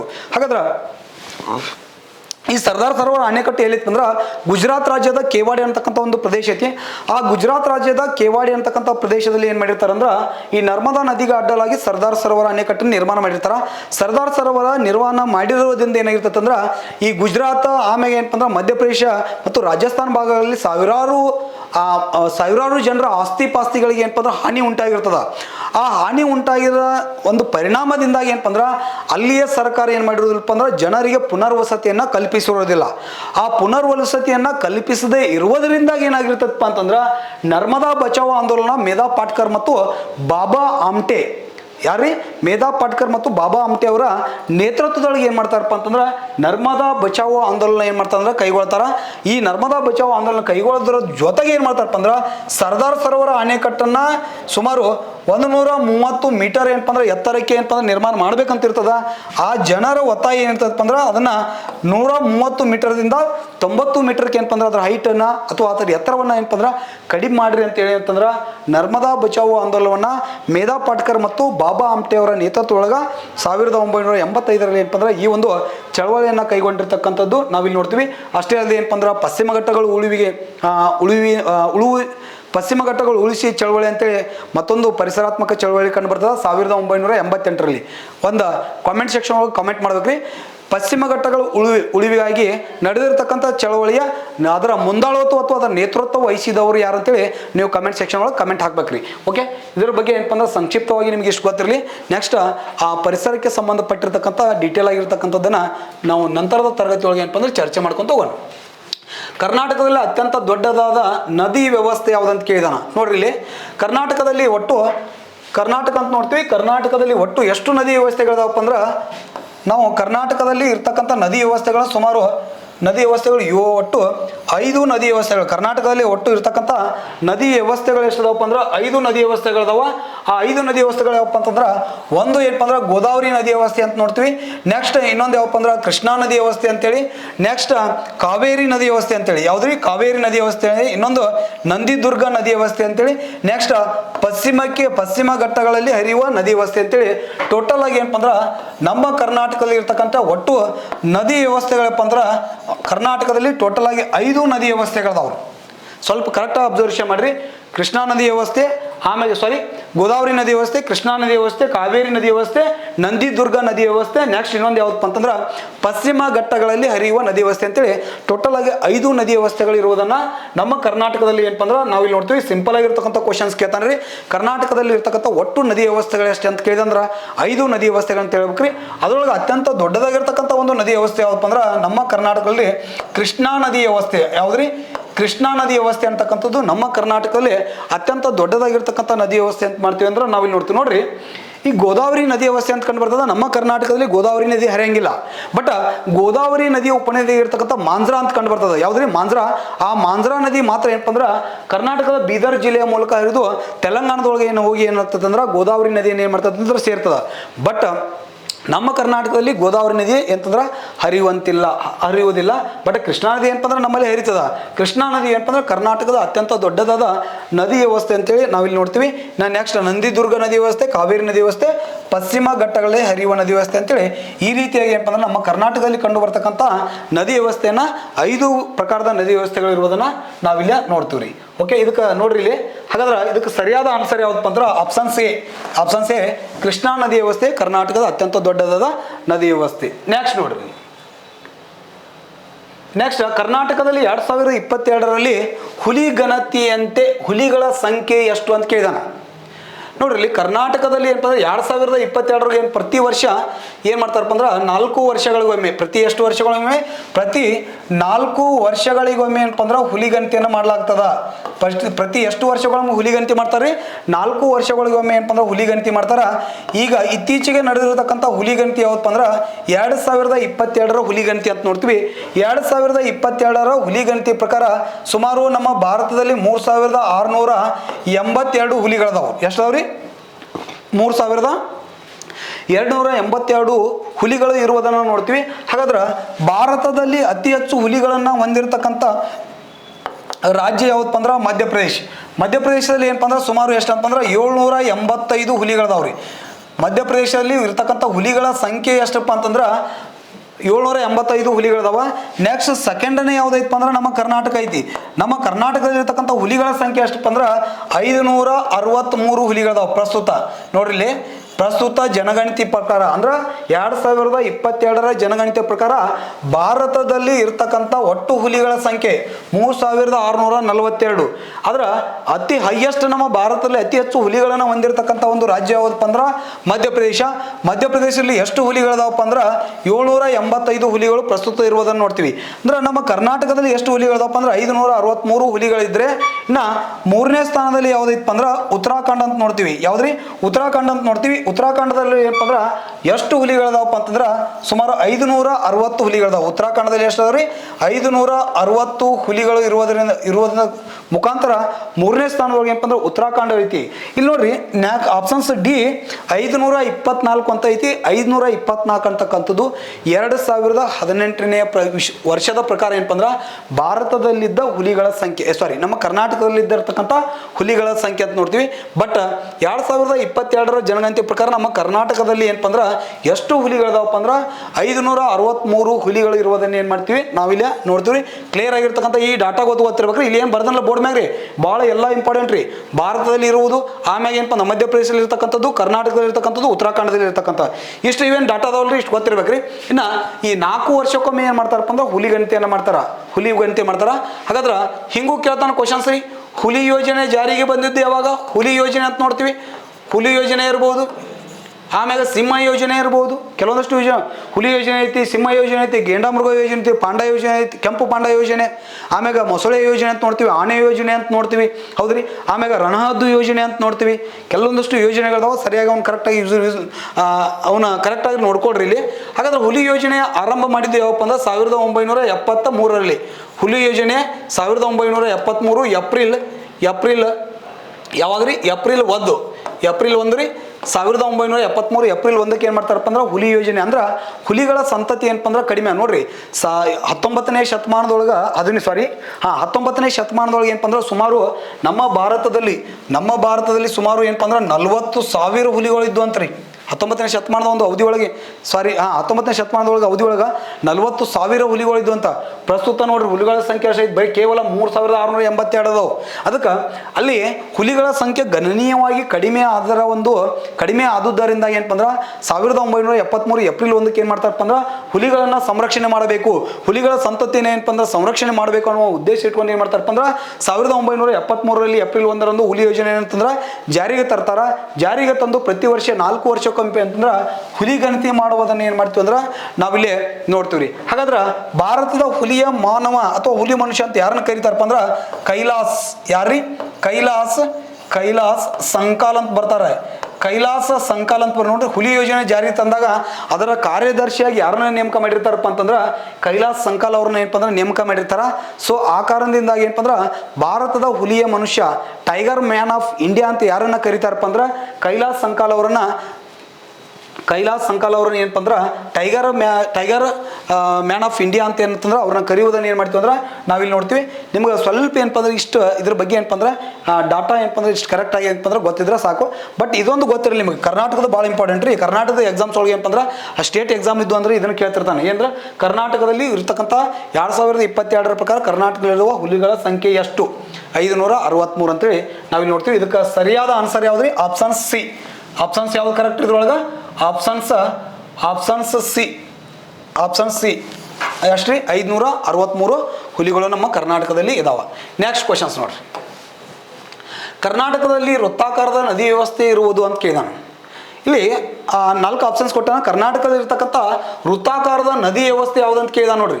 ಆಪ್ಷನ್ಸ್ ಎ ನಂದಿದುರ್ಗ ನದಿ ವ್ಯವಸ್ಥೆ, ಕೃಷ್ಣಾ ನದಿ ವ್ಯವಸ್ಥೆ, ಪಶ್ಚಿಮ ಘಟ್ಟಗಳು, ಪೂರ್ವ ಘಟ್ಟಗಳು ಅಂತೇಳಿ ಇಲ್ಲಿ 4 ಆಪ್ಷನ್ಸ್ಗಳು ಕೊಟ್ಟಿದ್ದಾನೆ. ಸ್ವಲ್ಪ ಇದ್ರ ಬಗ್ಗೆ ನಿಮ್ಗೆ ಗೊತ್ತಿರಬೇಕು. ಈ ಕ್ವಶನ್ಸ್ನ ಇದಕ್ಕೆ ಏನಪ್ಪ ರೇಡಿಯಲ್ ರಿವಲ್ ಸಿಸ್ಟಮ್ ಅಂತ ಕರೀತಾರೆ. ರೇಡಿಯಲ್ ರಿವಲ್ ಸಿಸ್ಟಮ್ ಅಥವಾ ವೃತ್ತಾಕಾರದ ನದಿ ವ್ಯವಸ್ಥೆ ಅಂತ ಕರೀತಾವ. ಇಲ್ಲಿ ಏನಾಗ್ತದಪ್ಪ ಅಂದ್ರೆ ಸ್ವಲ್ಪ ನೋಡ್ರಿ, ಕರ್ನಾಟಕ ಇದು ಕರ್ನಾಟಕ ಅಂತ ತಿಳ್ಕೊಂಡ್ರಿ. ಕರ್ನಾಟಕ ಮ್ಯಾಪ್ ಇದು. ಈ ಕರ್ನಾಟಕ ಮ್ಯಾಪ್ ಇಲ್ಲಿ ನಂದಿದುರ್ಗ ಅಂತ ಬರ್ತದ. ಈ ನಂದಿದುರ್ಗ ಭಾಗದಲ್ಲಿ ಏನಾಗ್ತಾವಪ್ಪ ಅಂತಂದ್ರೆ ಚಿಕ್ಕಬಳ್ಳಾಪುರ ಜಿಲ್ಲೆಯ ನಂದಿದುರ್ಗ ಅಂತ ನೋಡ್ತೀವಿ. ಈ ನಂದಿದುರ್ಗ ಭಾಗದಲ್ಲಿ ಏನಾಗ್ತಾವಪ್ಪ ಅಂದ್ರೆ ಕೆಲವೊಂದಷ್ಟು ನದಿಗಳು ಅಂದ್ರೆ ಇಲ್ಲಿ ಉತ್ತರ ಪಿನಾಕಿನಿ, ದಕ್ಷಿಣ ಪಿನಾಕಿನಿ ಮತ್ತು ಪಾಲಾರ್ ನದಿ ಅಂತ ನೋಡ್ತೀವಿ. ಕೆಲವೊಂದಷ್ಟು ನದಿಗಳು ಇದು ಉತ್ತರ ಪಿನಾಕಿನಿ ಆಗ್ತದಂದ್ರೆ ಉತ್ತರಾಭಿಮುಖವಾಗಿ ಹರಿದ್ರೆ, ದಕ್ಷಿಣ ಪಿನಾಕಿ ದಕ್ಷಿಣಾಭಿಮುಖವಾಗಿ, ನೆಕ್ಸ್ಟ್ ಪಾಲಾರ್ ನದಿ ವ್ಯವಸ್ಥೆ ಕಂಡು ಬರ್ತದೆ, ಅದು ಪೂರ್ವಾಭಿಮುಖವಾಗಿ ಹರಿತದ.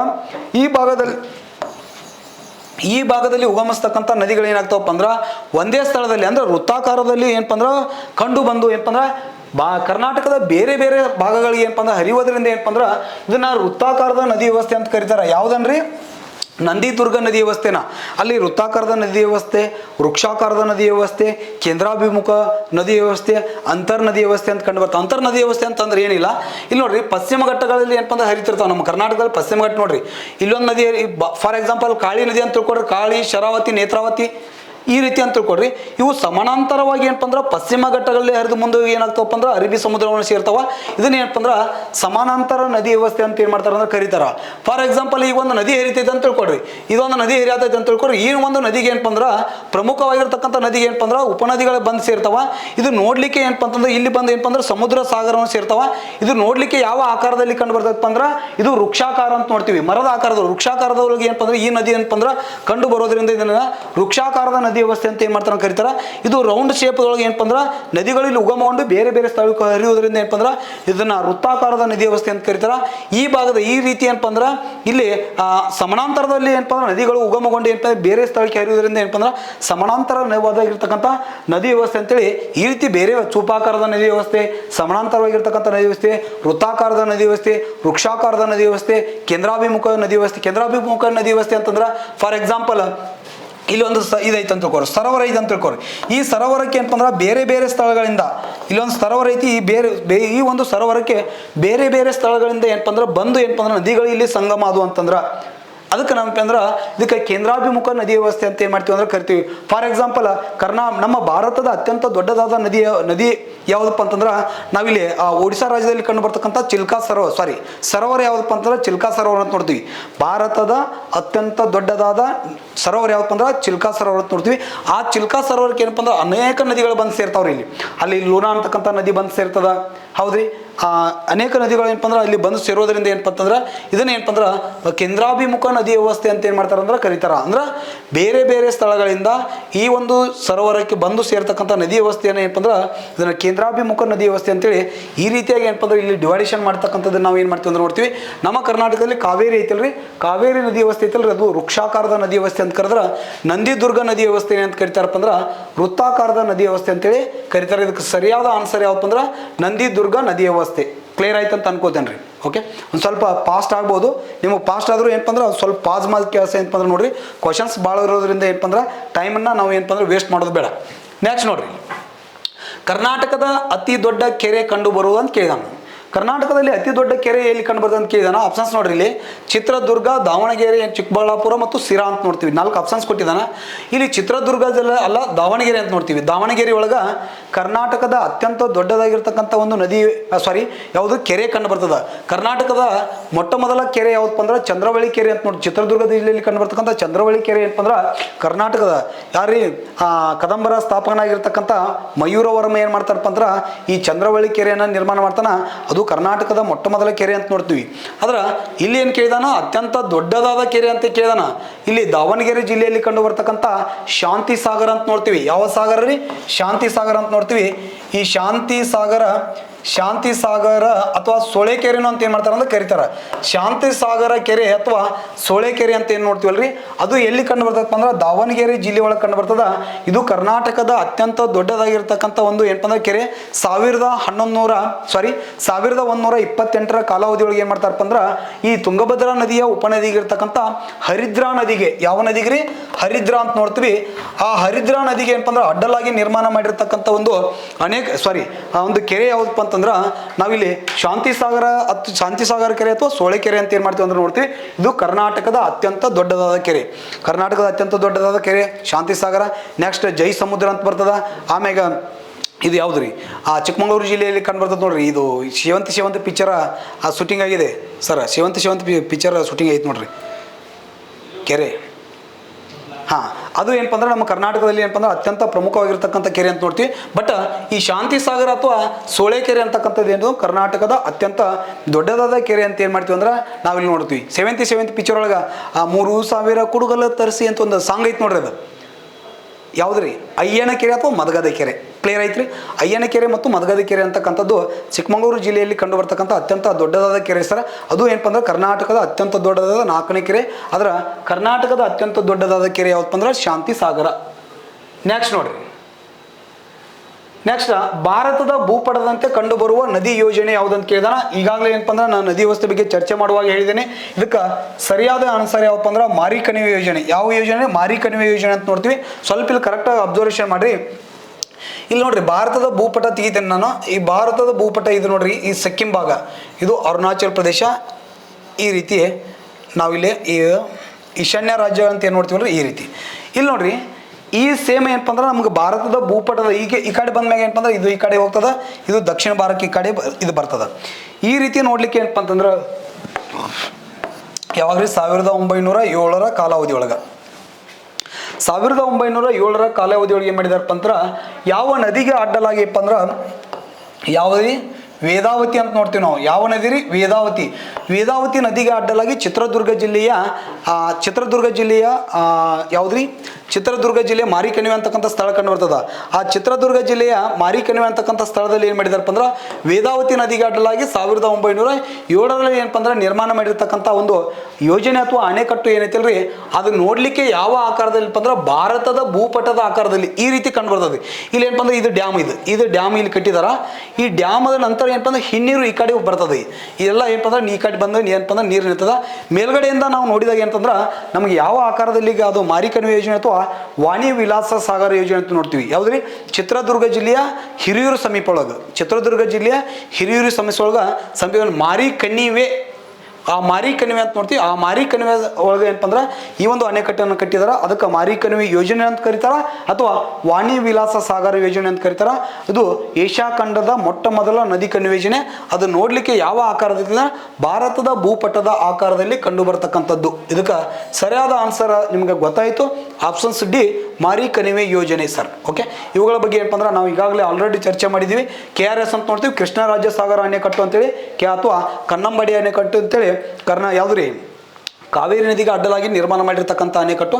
ನಾನು ನಿಮ್ಗೆ ಸಂಪೂರ್ಣವಾಗಿ ಏನಪ್ಪ ಅಂದ್ರೆ ಕಾವೇರಿ ನದಿಗೆ ಸಂಬಂಧಪಟ್ಟಂತೆ ನೆಕ್ಸ್ಟ್ ಕ್ಲಾಸ್ ಮಾಡ್ತೇನೆ ರೀ. ಯಾಕಂದ್ರೆ ಭಾಳ ನಮ್ಮ ಕಾವೇರಿ ನದಿ ಮೇಲೆ ಏನಪ್ಪ ಅಂದ್ರೆ ಅತಿ ಹೆಚ್ಚು ಕ್ವಶನ್ಸನ್ನು ಕೇಳ್ತಕ್ಕಂಥ ಸಾಧ್ಯತೆ ಇರ್ತದೆ.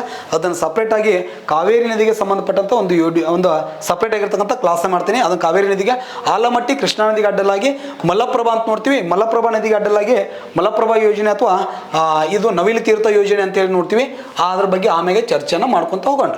ನೆಕ್ಸ್ಟ್ ನೋಡ್ರಿ, ಇಲ್ಲಿ ನೆಕ್ಸ್ಟ್ ಏಷ್ಯಾ ಖಂಡದ ಅತಿ ದೊಡ್ಡ ಹನಿ ನೀರಾವರಿ ಯೋಜನೆ ಅಂತ ಯಾವುದನ್ನು ಕೇಳಿದಾನೆ ನೋಡ್ರಿ. ರಾಮ್ತಾಳ್ ಯೋಜನೆ, ಘಟಪ್ರಭಾ ಯೋಜನೆ, ಭೀಮಾ ಯೋಜನೆ, ಕಳಸಾ ಬಂಡೂರಿ ಯೋಜನೆ ಅಂತ ಕೇಳಿದಾನ. ಇಲ್ಲಿ ಆಪ್ಷನ್ಸ್ ಕೊಟ್ಟಿದಾನ. ಏಷ್ಯಾ ಖಂಡದಲ್ಲಿ ಅತ್ಯಂತ ದೊಡ್ಡದಾದ ಹನಿ ನೀರಾವರಿ ಯೋಜನೆ ಅಂತ ಕೇಳಿದಾನ. ಹನಿ ನೀರಾವರಿ ಯೋಜನೆ ಅಂತಕ್ಕಂಥದ್ದು ಪ್ರಪಂಚದಲ್ಲಿ ಮೊಟ್ಟ ಮೊದಲ ಬಾರಿಗೆ ಆರಂಭಿಸಿದವರು ಯಾರಪ್ಪ ಅಂದ್ರೆ ಇರಾನ್ ದೇಶ. ನಾವು ಇರಾನ್ ದೇಶದಿಂದ ಏನು ಮಾಡಿದ್ವಿ ಅಂತಂದ್ರೆ ಒಂದು ಬಳವಳಿಯಾಗಿ ಪಡ್ಕೊಂಡಿವಿ. ನಮ್ಮ ಕರ್ನಾಟಕದಲ್ಲಿ, ನಮ್ಮ ಭಾರತದಲ್ಲಿ ಸಹ ಹನಿ ನೀರಾವರಿ ಪದ್ಧತಿ ಅತಿ ಹೆಚ್ಚಿರುವುದನ್ನು ನೋಡ್ತೀವಿ. ಹಾಗಾದ್ರೆ ಏಷ್ಯಾ ಖಂಡದ ಅತ್ಯಂತ ದೊಡ್ಡದಾದ ಹನಿ ನೀರಾವರಿ ಯೋಜನೆ ಏನಪ್ಪ ಅಂದ್ರೆ ಬಾಗಲಕೋಟೆ ಜಿಲ್ಲೆಯ ಹುನಗುಂದ ತಾಲೂಕು ಅಂಟ್ಕೊಂಡು ಬರ್ತದೆ. ಎಲ್ರಿ? ಬಾಗಲಕೋಟೆ ಜಿಲ್ಲೆ,